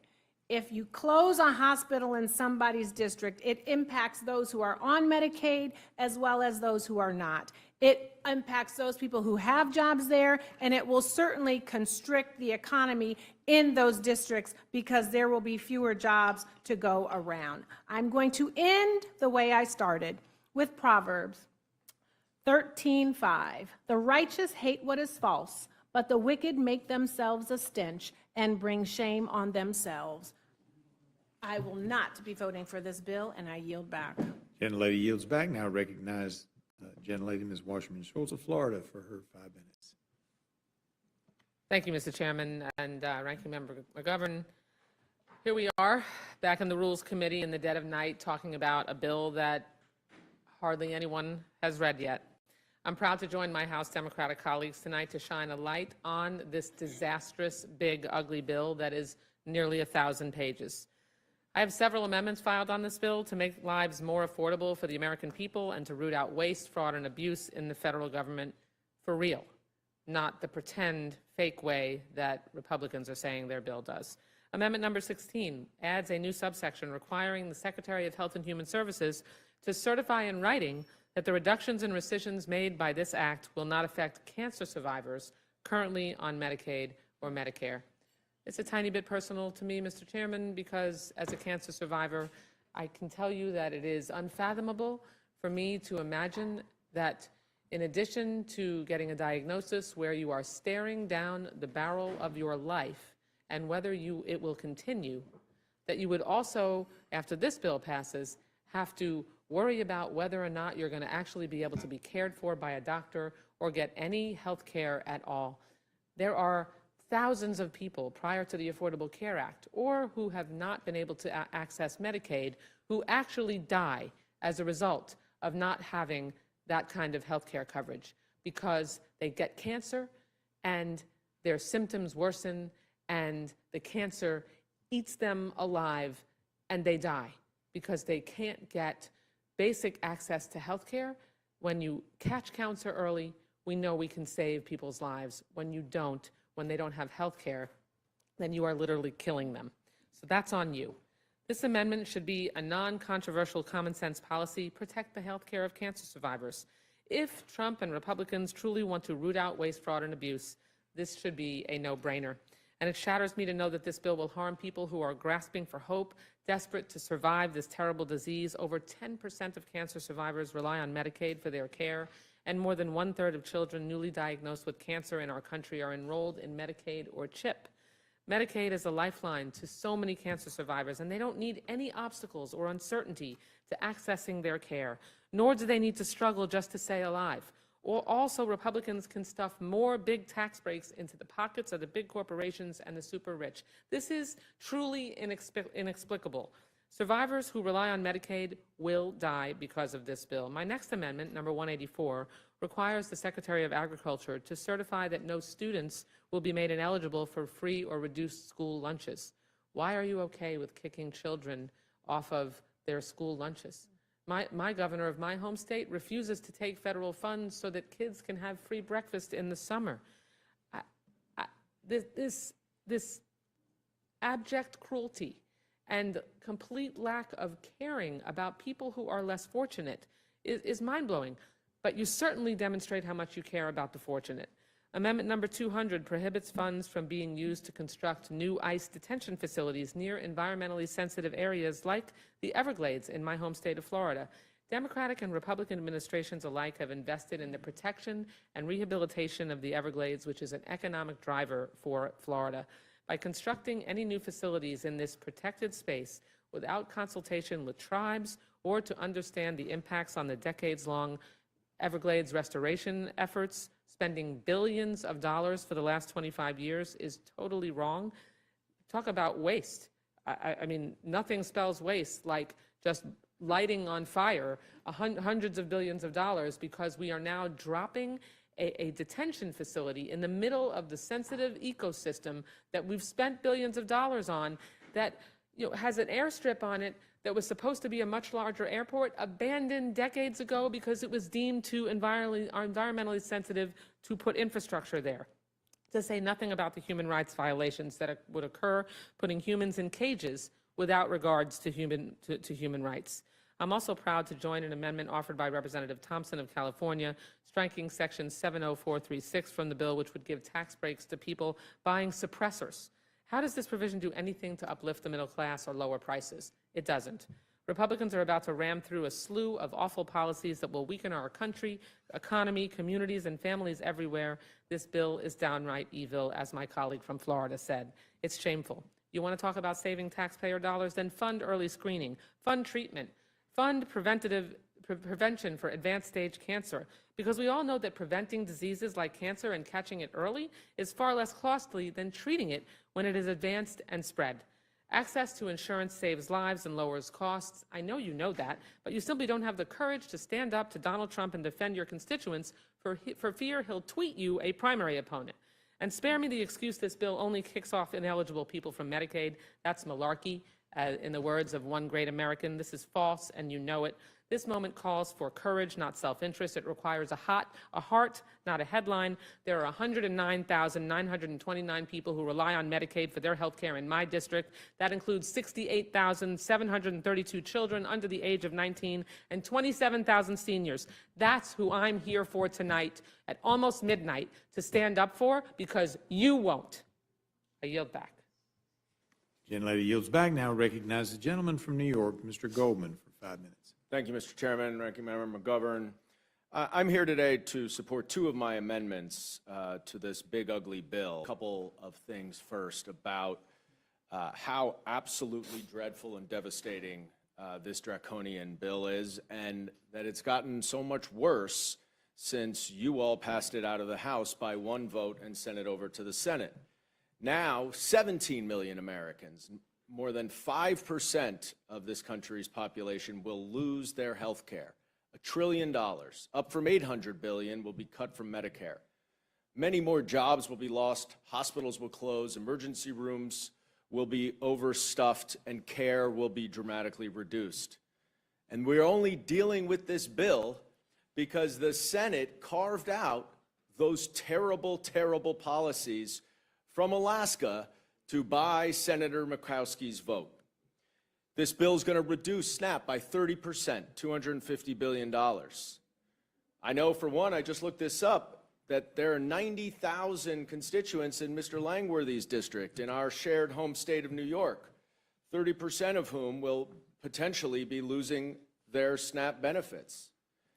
This bill does not eliminate the SALT deduction cap, as many of my Republican colleagues in New York promised, and it goes back to the same $10,000 cap in just 5 years, which of course prevents anyone from planning in the future and potentially buying a house.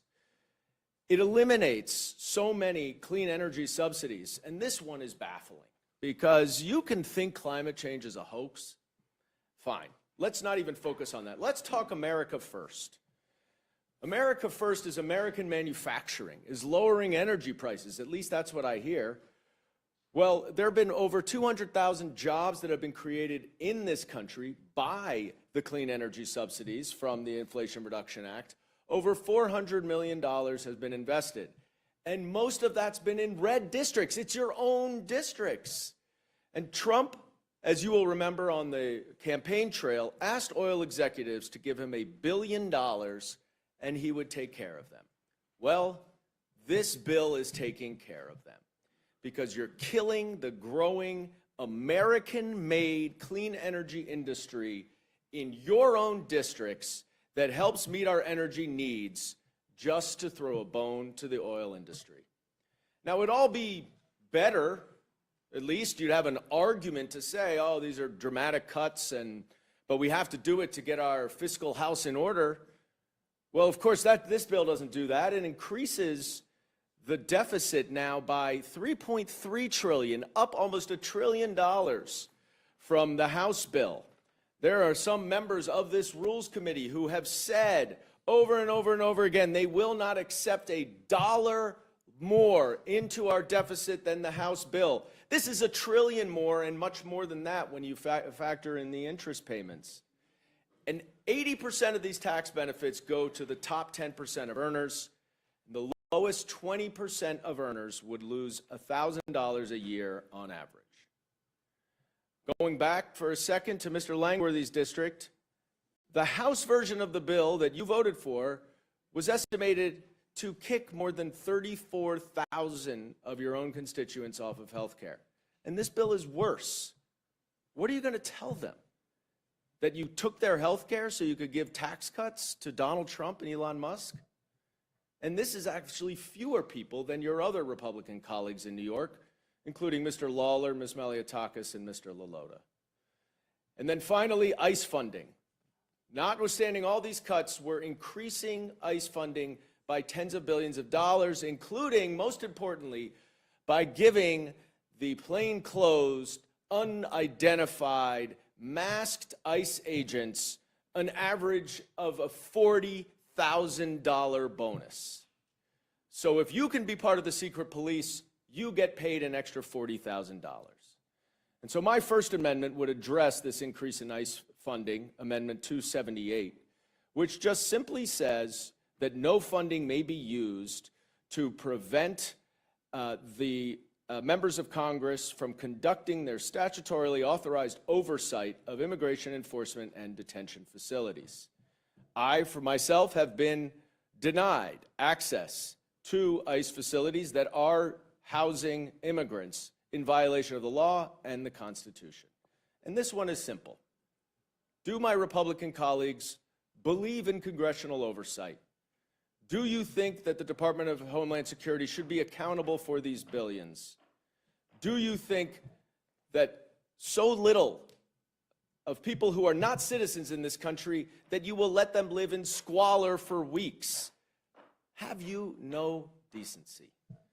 And I will submit my other amendment for the record, but I do hope that you will make them both in order. Thank you. Thank you, Mr. Goldman.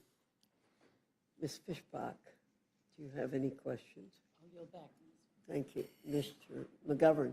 I want to thank you all for being here at this late hour, and I want to thank you again for your passion and for standing up for people, quite frankly, who don't have a lobby and who don't have a lot of money to come to Washington and go to fundraisers and hobnob with members of Congress and members of the Senate. So I thank you.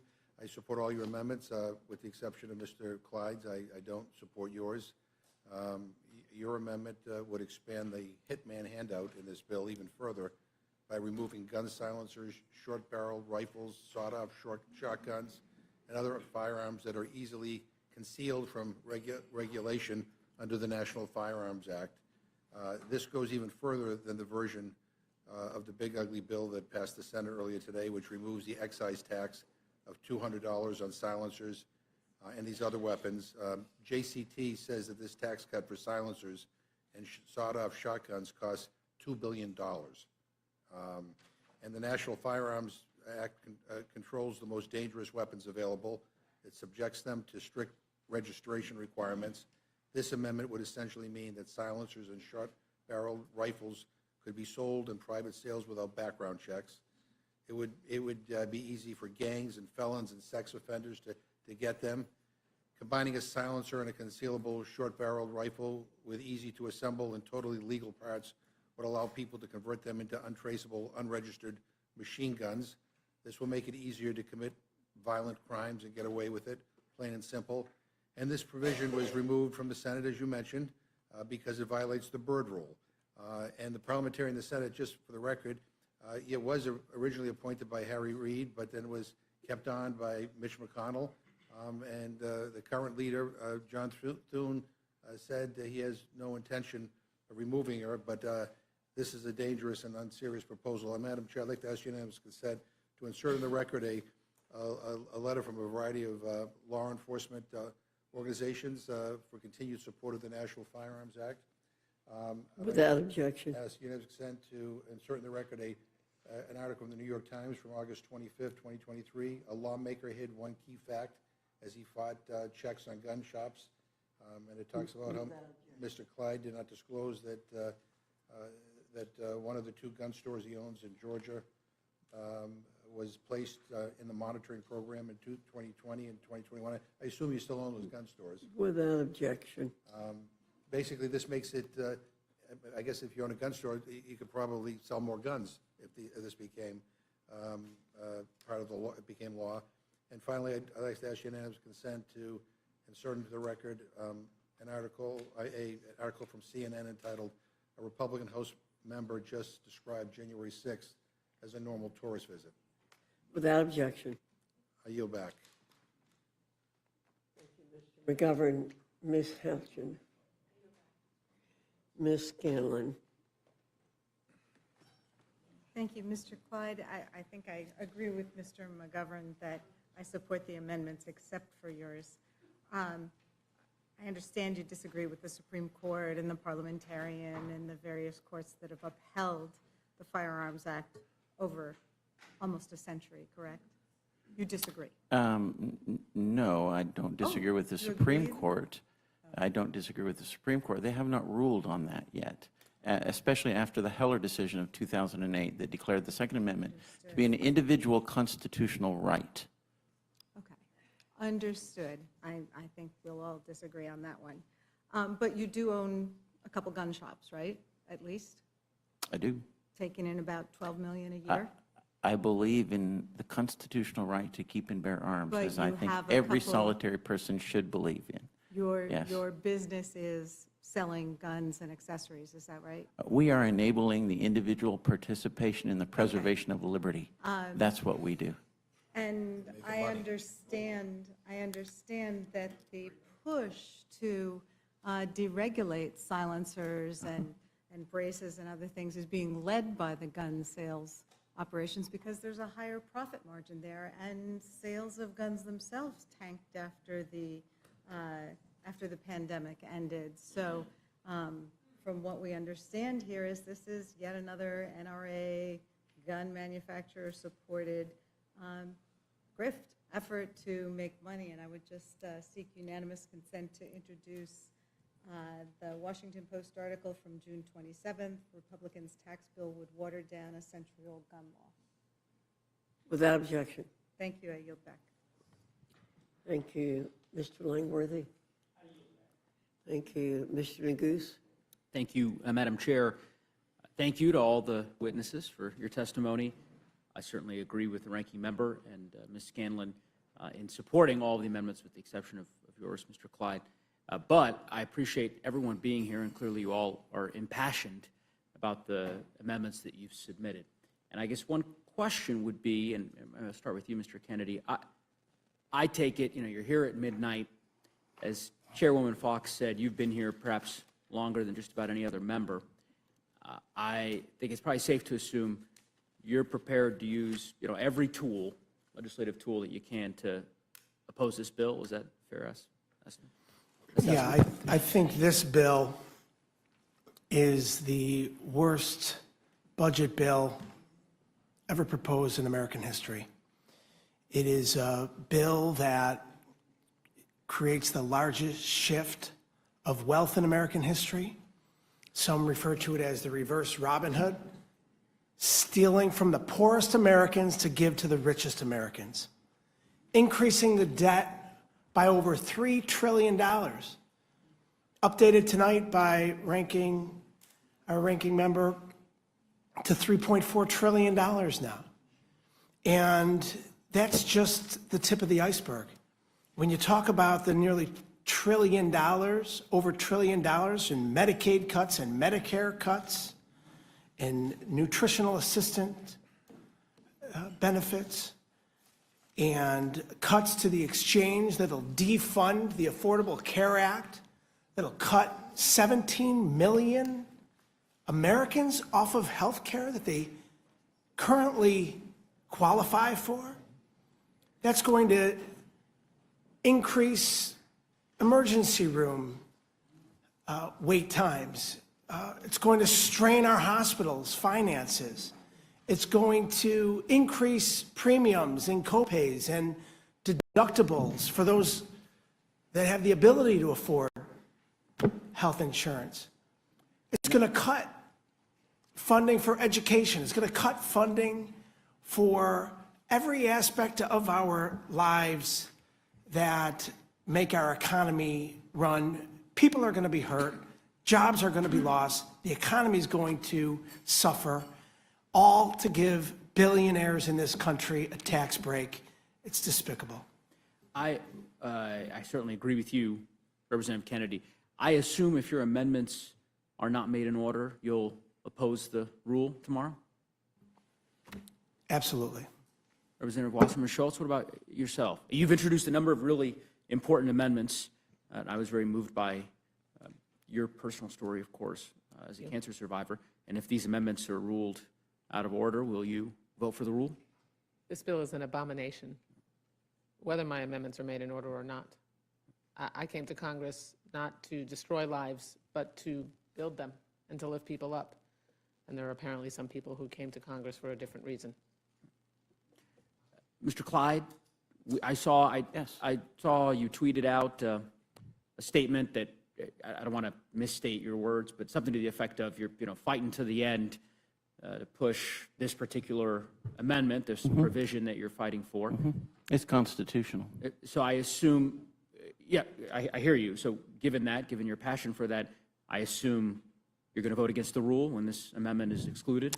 How I vote, you'll find out when I vote, okay? But I'll tell you this, that my amendment would certainly make the bill much better. Well, but do you realize your amendment's not getting ruled in order? I mean, that's not, you don't actually think that it is getting ruled in order? We shall see. Well, I mean, I hope you'll stick around. So, because you've testified before this committee before, so I mean, I know you understand this. We're going to finish here in just about 5 minutes. That's fine. And then as the members depart the room, the chairwoman is going to call up the rule. There are going to be no amendments to this bill. So this is kind of theater here. Unless you're willing to vote against the rule tomorrow in 9 hours, I guess, if you feel so passionate about this amendment, you said it's constitutional. It is. You clearly are impassioned Well, about if you it. don't ask, the answer is no. What was that? If you don't ask, the answer is no. But you know the answer is no. Chairwoman, are you going to rule Mr. Clyde's amendment in order? Am I mistaken on this? I thought this was a closed rule. Just like Mr. Clyde said, you'll have to wait and see. So I guess in 7 minutes, we all will find out, lo and behold, that your amendment and all the other amendments that have been submitted are not going to be entertained. And I guess I would just say, Mr. Clyde, if you feel this passionate about it, because some of your other colleagues, Mr. Massey, for example, are very passionate about particulars with respect to this bill and willing to vote against the rule to ultimately ensure that his worldview is reflected. So insofar as you believe this is, a sacrosanct constitutional principle, as you've described, I would think that you'd vote against the rule. But in any event, I hope you'll stick around for a couple minutes for the chairwoman to announce that your amendment has not been made in order. But Mr. Mayor, I just want to reemphasize a point that Mr. Neguse is making. It's not just up to this committee. You have some power over this process. You can vote to block your own amendment, or you can vote against the rule that blocks your own amendment. And maybe Mr. Clyde knows something we don't know. After all, this is not a bill. His amendment is not about feeding hungry children or making sure people have health care or making sure people have access to monies to be able to get a good education. This is about restoring a guns constitutional and gun right. silencers and gun store owners making more money. So maybe that's more in line with what they might make in order. But in any event, you do have power over this. I thank the judge. So I thank the ranking member. Well, thank you for acknowledging that Republicans have power over it. Yeah, I think he's, in any event, we've belabored the point. As I said, I hope you and all the members will stick around for a couple minutes so that you can tweet out that your amendment that you fought so vigorously for here was not ruled in order, which we all knew was going to be the case. But in any event, I yield back. Thank you, Mr. Neguse. Mr. Scott. Yes, ma'am. Mr. Clyde, they're great at trolling. I'm glad you're smart enough not to take the bait that they try to wave in front of everybody where they, do these things. But I want to, many of us don't believe that any of the things that you talk about would be available to anybody in America without the Second Amendment. Right. And I know historically, before you ever became a member of Congress, the government illegally seized your assets. Right. And there's actually a law written that has your name on it. That's That correct. Doug Collins That's correct. wrote, that went through the House, the Senate, and was signed by the President because of the way you were treated by the federal government, That's correct? That's correct. And everyone here who was around in 2019 voted for it. So thank you very much. Because of the way Mr. Clyde was treated by abusive individuals in the federal government. If I did a Google search or an eBay search for solvent trap right now, what would it bring up, Mr. Clyde? Well, it would bring up something that screws onto the end of a rifle where you can clean a rifle with it, and it traps the solvent that drains out of the barrel of a rifle. And maybe it could hold a Napa 4003 or a Wix 24003. Perhaps. Not legally, but if I wanted to use something to suppress the sound of a rifle in a crime, if I was going to commit a criminal act, that would do it, wouldn't it? Well, Pretty much the same thing that I pay $1,000 for, the same end result.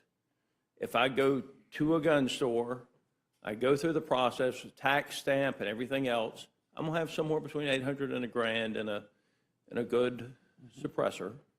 I can do it for $50 right now. Not legally. Correct. Not legally. Not legally. But you can still make your own suppressor legally. It's called an ATF Form 1. $200. That's correct. Right. I can do the filing fee. So you know more about this issue than pretty much anybody else out there in Congress. And now I want to get back to what Mr. McGovern said. He said it would allow you to make a machine gun. Is that correct? No, that is not correct. It doesn't say anything about select fire weapons. No. This amendment has nothing to do with select fire firearms. That's right. And that is, I want to make that very clear. This is not about, this has absolutely nothing to do with machine guns. It does not allow anybody to manufacture a machine gun, which requires a certain license. That's correct. Through the ATF to actually manufacture the license, manufacture the weapon, not just own it. If you've got anything else you want to say, Mr. Clyde, I'll give you the 2 minutes I got left, and then again, if you're still here watching this on TV, I appreciate it, but just understand this. If you're disabled, you're exempt from any of the changes that are made to Medicaid and SNAP. So, I would like to add something, because the whole point here is that the registration scheme of the federal government is a registration of the tax, okay? They're inseparable, the two are. And there's a decision by the Fifth Circuit, all right? I believe it was in 2000. It says, following Szynski versus the United States, which was 1937, numerous courts have held that the registration provisions of the NFA, including 5861 Delta, are permissible incidents to the legislative taxing power because registration facilitates the collection of taxes on the making and transfer of firearms. That's the Fifth Circuit Court. So it's registration and the taxation are inseparably linked. When you get rid of the taxation, you must get rid of the registration. It goes on to say the test of validity is whether on its face the tax operates as a revenue-generating measure, and the attendant regulations are in aid of a revenue purpose. That's section 5861 Delta. Making possession of an unregistered weapon unlawful is part of the web of regulations aiding enforcement of the transfer tax provision. I'm 5811. Mr. Clyde, I've got 27 seconds. I just want to make this final point. The parliamentarian does play politics from time to time. They did that in the, what did y'all call the horrible thing y'all did, the American Rescue Plan and the Inflation Reduction Act, when they allowed the Democrats to specify an old definition of socially disadvantaged farmers, and by allowing the Democrats to use the non-current definition of socially disadvantaged farmers, which did include women, it allowed the Democrats to exclude all white people from eligibility for the payments through their two pieces of legislation. The federal courts overturned that. The parliamentarian played politics with it. And with that, Madam Chair, my time's expired. And Thank you, Mr. Scott. Ms. Leisure Fernandez. I'll begin by yielding time to the ranking member. Two things. One is if you don't believe this violates the board rule, then you can put it back in. You're on the Rules Committee, you can do that. Secondly, you know, it just blows my mind that there's more passion and energy when it comes to talking about guns than about making sure people with cancer have access to health care. That tells you all you need to know about the difference between Republicans and Democrats on this. I thank the gentlelady and I yield back. Thank you. And I'd also point out that Democrats, you know, what we see a lot is the tweet no, but vote yes, right? That you have these convictions. You know, John Lewis had a conviction about civil rights, and he was willing to cross the bridge knowing he was going to get beat up, right? You have the ability, you don't even have to do that. You can just say, my amendment's not in order, this is a constitutional issue, and I am voting no on this rule. It's not even that hard, right? And that is what, it's not a bait, it's an obligation, and it's a power we have. The vote is our power. And the vote is supposed to be our power exercised on behalf of the people we represent. And I wanted to ask Representative Frost a question about what we're hearing here. Because I think it's important to bring the other perspective of what is it like to have been a victim and to have lived through and counseled and worked with so many other victims of gun violence, because they never acknowledge the number of people who are killed on a daily basis, on an hourly basis, utilizing guns often secured by those who should not be holding them.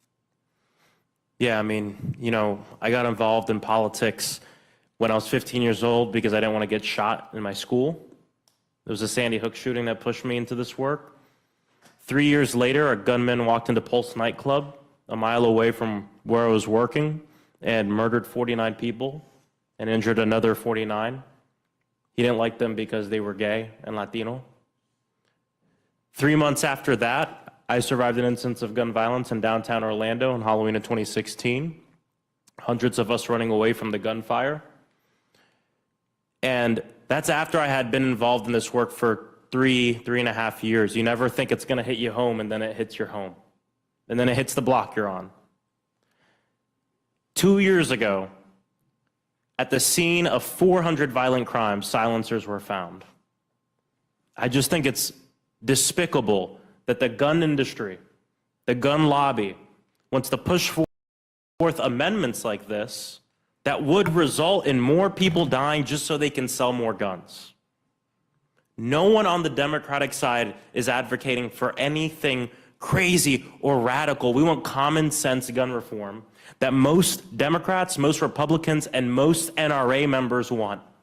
But it just goes to show you that organizations like the NRA don't even represent daily gun owners. They represent daily gun manufacturers and the people who sell the guns. They have no problems with more people dying as long as they can sell more guns. And if we want to talk about a safe America, over the last 3 years, because of the Bipartisan Safer Communities Act passed by Democrats, signed by Joe Biden, and the White House Office of Gun Violence Prevention, in the last 3 years, gun violence has gone down more than it has in our country's history.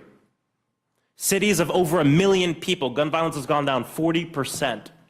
This year, we're on track to have a reduction of 20% from last year. So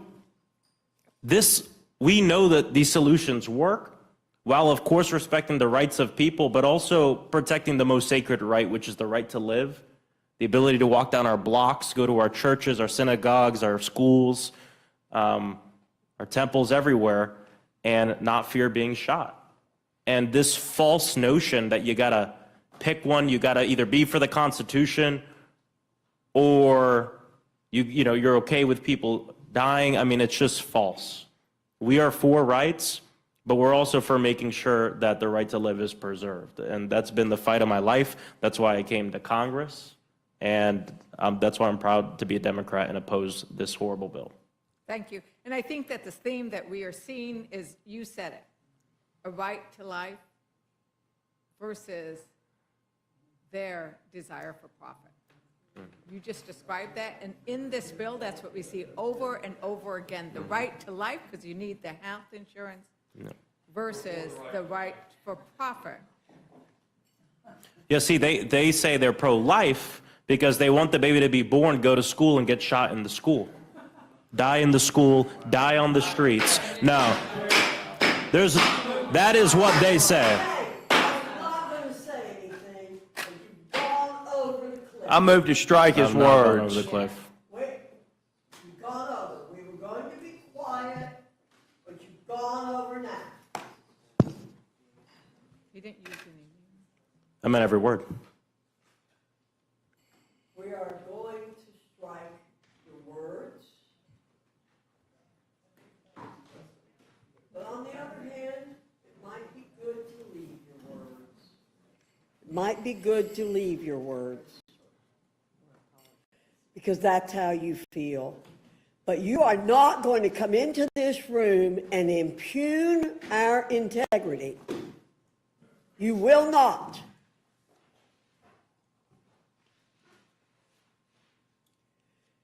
We are pro-life people from conception to natural death. Most of us are.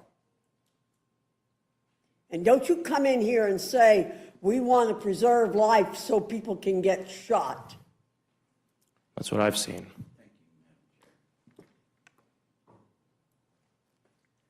Are you through, Ms. Ledger-Fernandez? I hope so.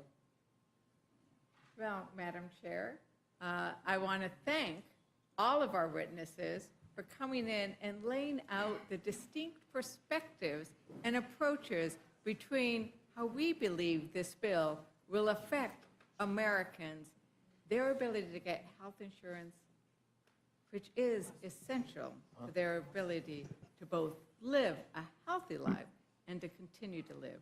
And with that, Madam Chair. Madam Chair, I did make a motion that has not been acted on. If you would like for me to withdraw that motion, I will withdraw it. Mr. Scott, I think it's better to leave those words in the That's fine. in the Let's let record them know how they feel. than You to did not make a take them proper out. motion, just for the record. You're withdrawing your motion. Thank you. Thank you. The panel is dismissed. Thank you very much.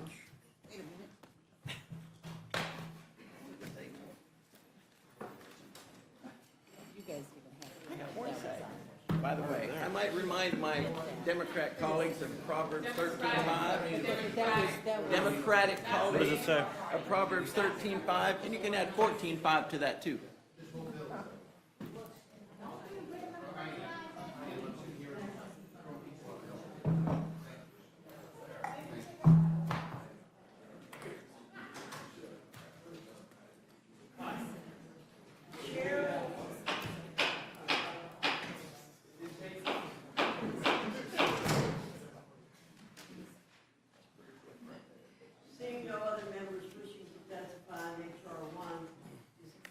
Seeing no other members wishing to testify on H.R. 1, this closes the hearing portion of our meeting.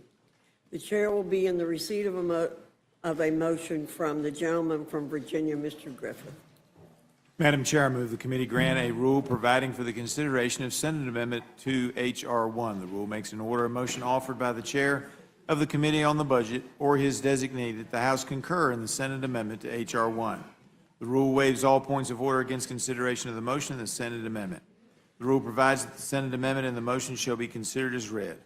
Finally, the rule provides 1 hour of debate on the motion equally divided among and controlled by the chair and ranking member of the Committee on the Budget or their respective designees, and the chair and ranking minority member of the Committee on Ways and Means or their respective designees.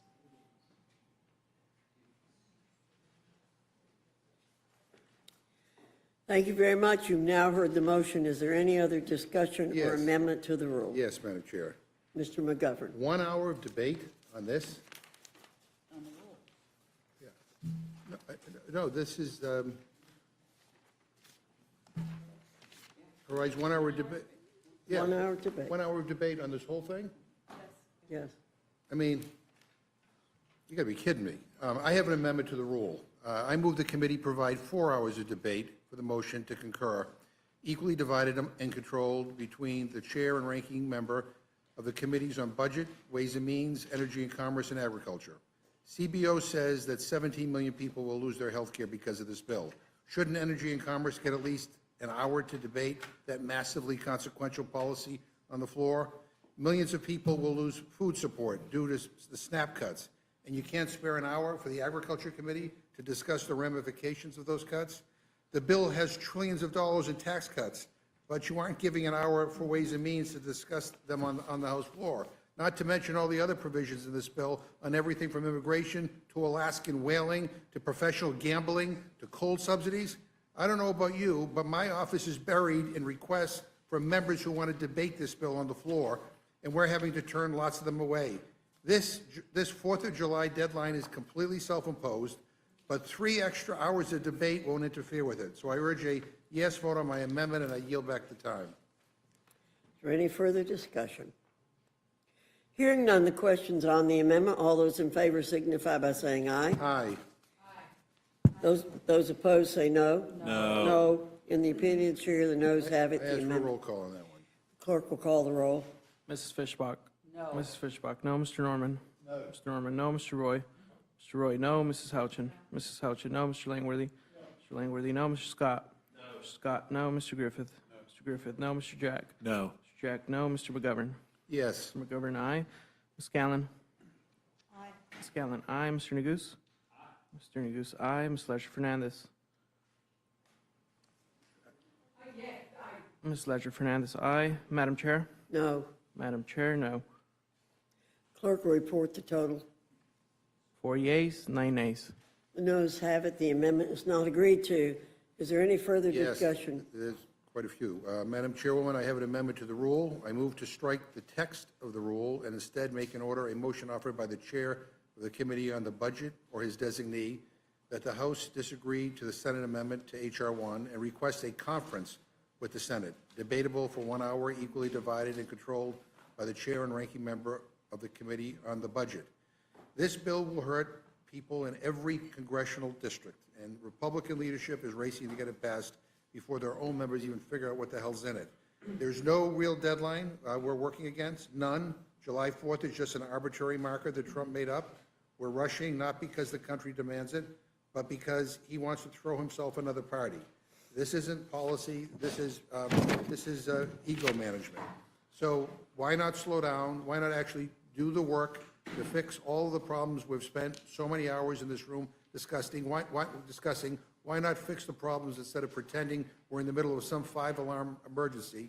I understand that the Senate and the Speaker are trying to jam all of you, but you don't have to be complicit.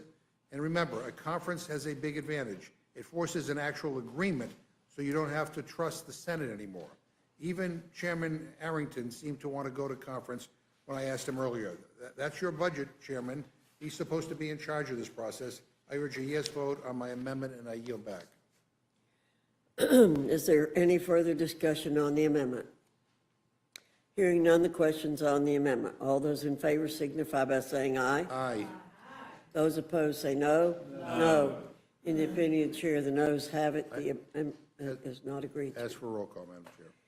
Clerk will call the roll. Mrs. Fishbach? No. Mrs. Fishbach, no. Mr. Norman? No. Mr. Norman, no. Mr. Roy? Mr. Roy, no. Mrs. Houchin? Mrs. Houchin, no. Mr. Langworthy? Mr. Langworthy, no. Mr. Scott? No. Mr. Scott, no. Mr. Griffith? Mr. Griffith, no. Mr. Jack? No. Mr. Jack, no. Mr. McGovern? Aye. Mr. McGovern, aye. Ms. Callan? Aye. Ms. Callan, aye. Mr. Neguse? Mr. Neguse, aye. Ms. Ledger Fernandez? Aye. Ms. Ledger Fernandez, aye. Madam Chair? No. Madam Chair, no. Clerk will report the total. 4 yeas, 9 nays. The noes have it. The amendment is not agreed to. Madam Chair, I have another amendment. I'm offering this along with Representative McLean Delaney and Representative Houlihan. This is the amendment I offered during the first go-around that would restore already appropriated and awarded NIH grant funding. As of June 4th, 2025, 2,282 NIH grants awarded to institutions in the U.S. have been terminated and not reinstated, totaling over $3.8 billion in funding. And over 1,000 NIH employees have been fired. This is disastrous and completely unacceptable. I've said it before and I'll say it again. We can't just stop research and expect that we can pick it back up again in a few years. Patients rely on this research and the grants that fund it. There are people whose only hope for treatment is an NIH-supported clinical trial. It is truly a matter of life or death. I don't know if my Republican colleagues are really understanding what this means for everyday people, so let me share a couple of stories. A few weeks ago, Austin and Julia Schlueter reached out to my office to share a story from the front page of the Washington Post. It was about their dad, Richard Schlueter. In June, as a part of an NIH clinical trial, Richard was supposed to receive a custom-made treatment for a cancer that has spread to his bones. Due to NIH staffing cuts, his treatment has been delayed at least a month. The researcher running his trial estimates that some patients may have to wait until as long as September. People with metastatic cancer do not have a few months to hang tight. We are talking about revolutionary treatments that can save people's lives. There is no time to waste. This past weekend, CBS Sunday Morning aired a segment on the potential impacts of staffing and budget cuts to NIH. They interviewed a man named Kevin Callahan, who is a participant in a clinical trial for a vaccine that will prevent pancreatic cancer from reoccurring. Pancreatic cancer is an incredibly aggressive form of cancer that has an 80% reoccurrence rate and a 20% survival rate within 5 years. And the vaccine seems to be working for Kevin. It's been 5 years, and so far his cancer has not come back. Nothing short of a miracle. That's what the business of the NIH has been for the last 137 years, delivering miracles. Now, people in this administration and my colleagues here will try to tell you that all of these cuts have no impact on everyday people, that they're just getting rid of the fraud, waste, and abuse. I'm here to tell you that's just not the case. That's not the truth. The NIH is getting us closer to cures for Parkinson's, Alzheimer's, and every kind of cancer, and it's turning hope into reality. Kevin and Rich's stories are just two of hundreds of thousands. They are just a few of the many adults, children, and families who would have no other option without NIH. So denying the funding that researchers have earned and that patients are relying on is just cruel. So approving this amendment won't fix this horrible, ugly bill, but it will certainly save lives, and I urge a yes vote. Any further discussion on the amendment? Hearing none, the question's on the amendment. All those in favor signify by saying aye. Aye. Those opposed say no. No. In the opinion, Chair, the noes have it. The amendment's not agreed to. Roll call. The clerk will call the roll. Mrs. Fishbach? No. Mrs. Fishbach, no. Mr. Norman? No. Mr. Norman, no. Mr. Roy? Mr. Roy, no. Mrs. Houchin? Mrs. Houchin, no. Mr. Langworthy? Mr. Langworthy, no. Mr. Scott? No. Mr. Scott, no. Mr. Griffith? No. Mr. Griffith, no. Mr. Jack? No. Mr. Jack, no. Mr. McGovern? Aye. Mr. McGovern, aye. Ms. Scanlon? Aye. Ms. Scanlon, aye. Mr. Neguse? Mr. Neguse, aye. Ms. Ledger Fernandez? Aye. Ms. Ledger Fernandez, aye. Madam Chair? No. Madam Chair, no. Clerk will report the total. 4 yeas, 9 nays. In the opinion, Chair, the noes have it.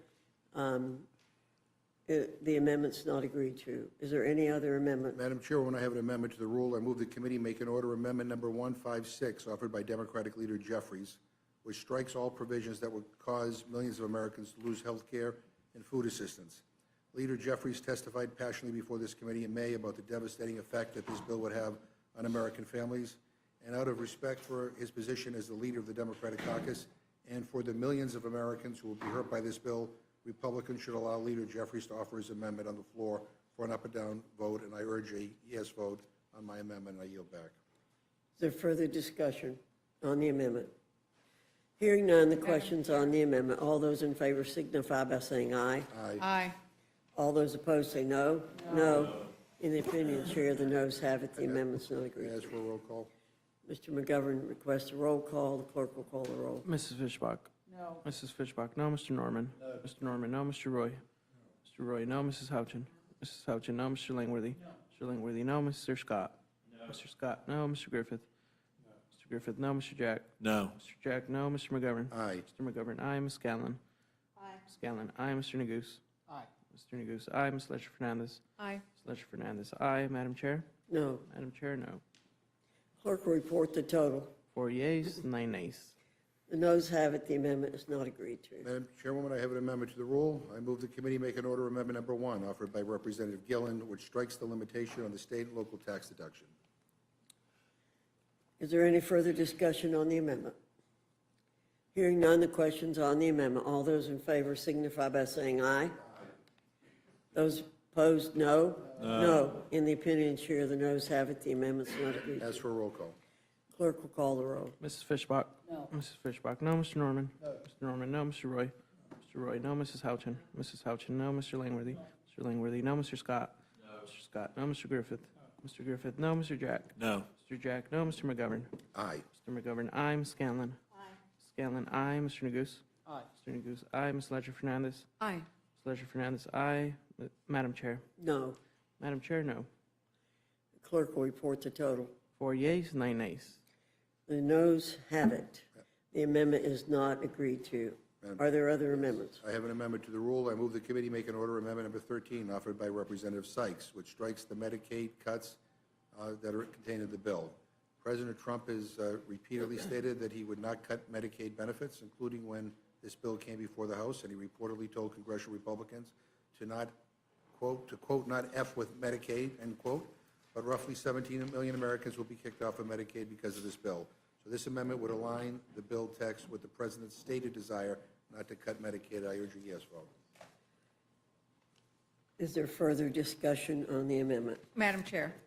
Ms. Ledger Fernandez. So, Madam Chair, I think it is really important to point out the policy choices that are before us and their impact on Americans' morbidity, like how many Americans could die from these policy choices, and I pointed that out earlier, that the study has shown it is 52,000 people. But I think another really important fact of what happens when you have these Medicaid restrictions combined with the restrictions, the expiration of the Affordable Care Act tax credits, is that you're also going to have uncontrolled hypertension, 343,000 cases. That's heart attack, stroke, kidney failure. These are people who are going to get very, very sick and not be able to be productive members of our society. You're going to have uncontrolled high cholesterol, untreated mental illness, 296,000.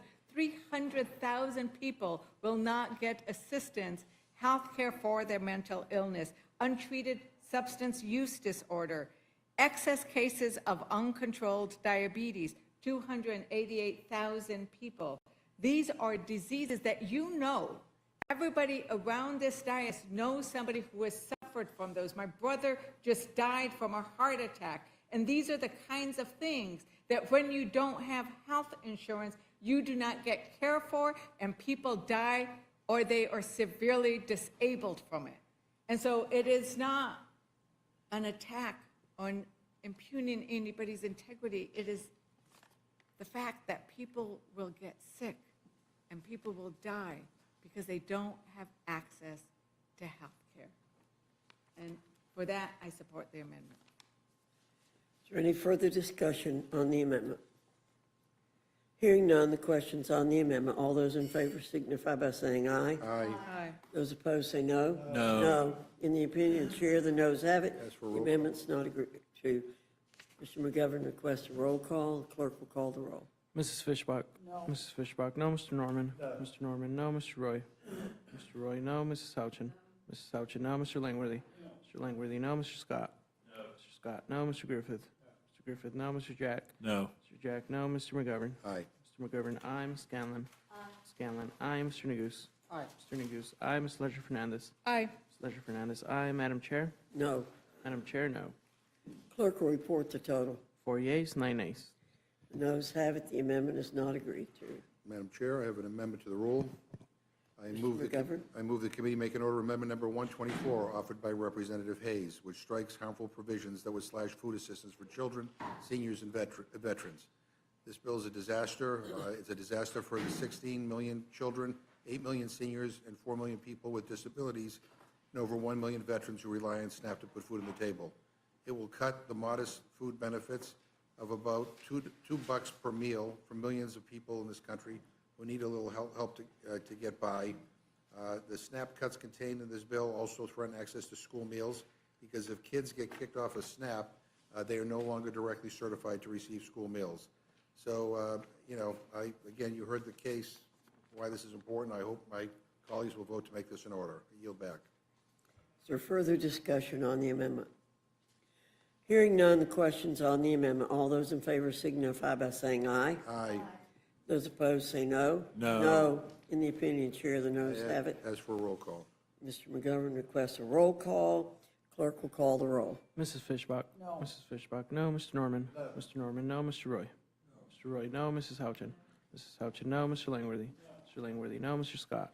No. Mr. Scott, no. Mr. Griffith? Mr. Griffith, no. Mr. Jack? No. Mr. Jack, no. Mr. McGovern? Aye. Mr. McGovern, aye. Ms. Scanlon? Aye. Scanlon, aye. Mr. Neguse? Aye. Mr. Neguse, aye. Ms. Ledger Fernandez? Ms. Ledger Fernandez, aye. Madam Chair? No. Madam Chair, no. The clerk will report the total. 4 yeas, 9 nays. The noes have it. The amendment's not agreed to. Madam Chair, I have an amendment to the rule. I move the committee make an order amendment number 2 offered by Representative Brown, which strikes the ineffective SNAP time limits. This big ugly bill strips food assistance from veterans, young people just aging out of foster care, homeless individuals struggling to get back on their feet, families, and older adults. It takes food away from families with kids and older adults who face incredible barriers to work. The new time limits in SNAP don't force people to work, they make people hungrier. What this bill does is especially cruel. It eliminates the time limit exemption that was put into place to protect the modest nutritional assistance for veterans, former foster youth up to age 25, and homeless individuals. As I mentioned before, and the chairman seemed to have forgotten this, but Chairman of the Ag Committee actually celebrated these exemptions at our committee's markup on this ugly bill. And now he's done a complete about-face, which I don't quite understand. If you want to protect veterans, former foster youth, homeless individuals, families, and older adults from losing access to SNAP, you should support this amendment. And again, if you lose access to SNAP, you lose it for 3 years. I urge a yes vote. Is there further discussion on the amendment? Madam Chair, we did not speak enough about the impact of these restrictions. I think we talked about veterans and everybody can relate, but on foster kids who are aging out. Think about it. These are kids, they don't have parents. And once they age out, they are all on their own. There's nobody who can catch them. And so to allow them to be able to have access to $6.16 a day worth of nutritional assistance as they go through Job Corps, some way to get to where they can be and should be, I think, is really important. And so for that reason, I'm very glad that this amendment has been proposed, and I urge its adoption. Is there any further discussion on the amendment? Hearing none, the questions on the amendment. All those in favor signify by saying aye. Aye. Those opposed say no. No. In the opinion of the chair, the noes have it. The amendment is not agreed As to. for a roll call. Clerk will call the roll. Mrs. Fishbach? No. Mrs. Fishbach, no. Mr. Norman? No. Mr. Norman, no. Mr. Roy? Mr. Roy, no. Mrs. Houchin? Mrs. Houchin, no. Mr. Langworthy? Mr. Langworthy, no. Mr. Scott? No. Mr. Scott, no. Mr. Griffith? Mr. Griffith, no. Mr. Jack? No. Mr. Jack, no. Mr. McGovern? Aye. Mr. McGovern, aye. Ms. Scanlon? Aye. Ms. Scanlon, aye. Mr. Neguse? Aye. Mr. Neguse, aye. Ms. Ledger Fernandez? Aye. Ms. Ledger Fernandez, aye. Madam Chair? No. Madam Chair, no. Clerk will report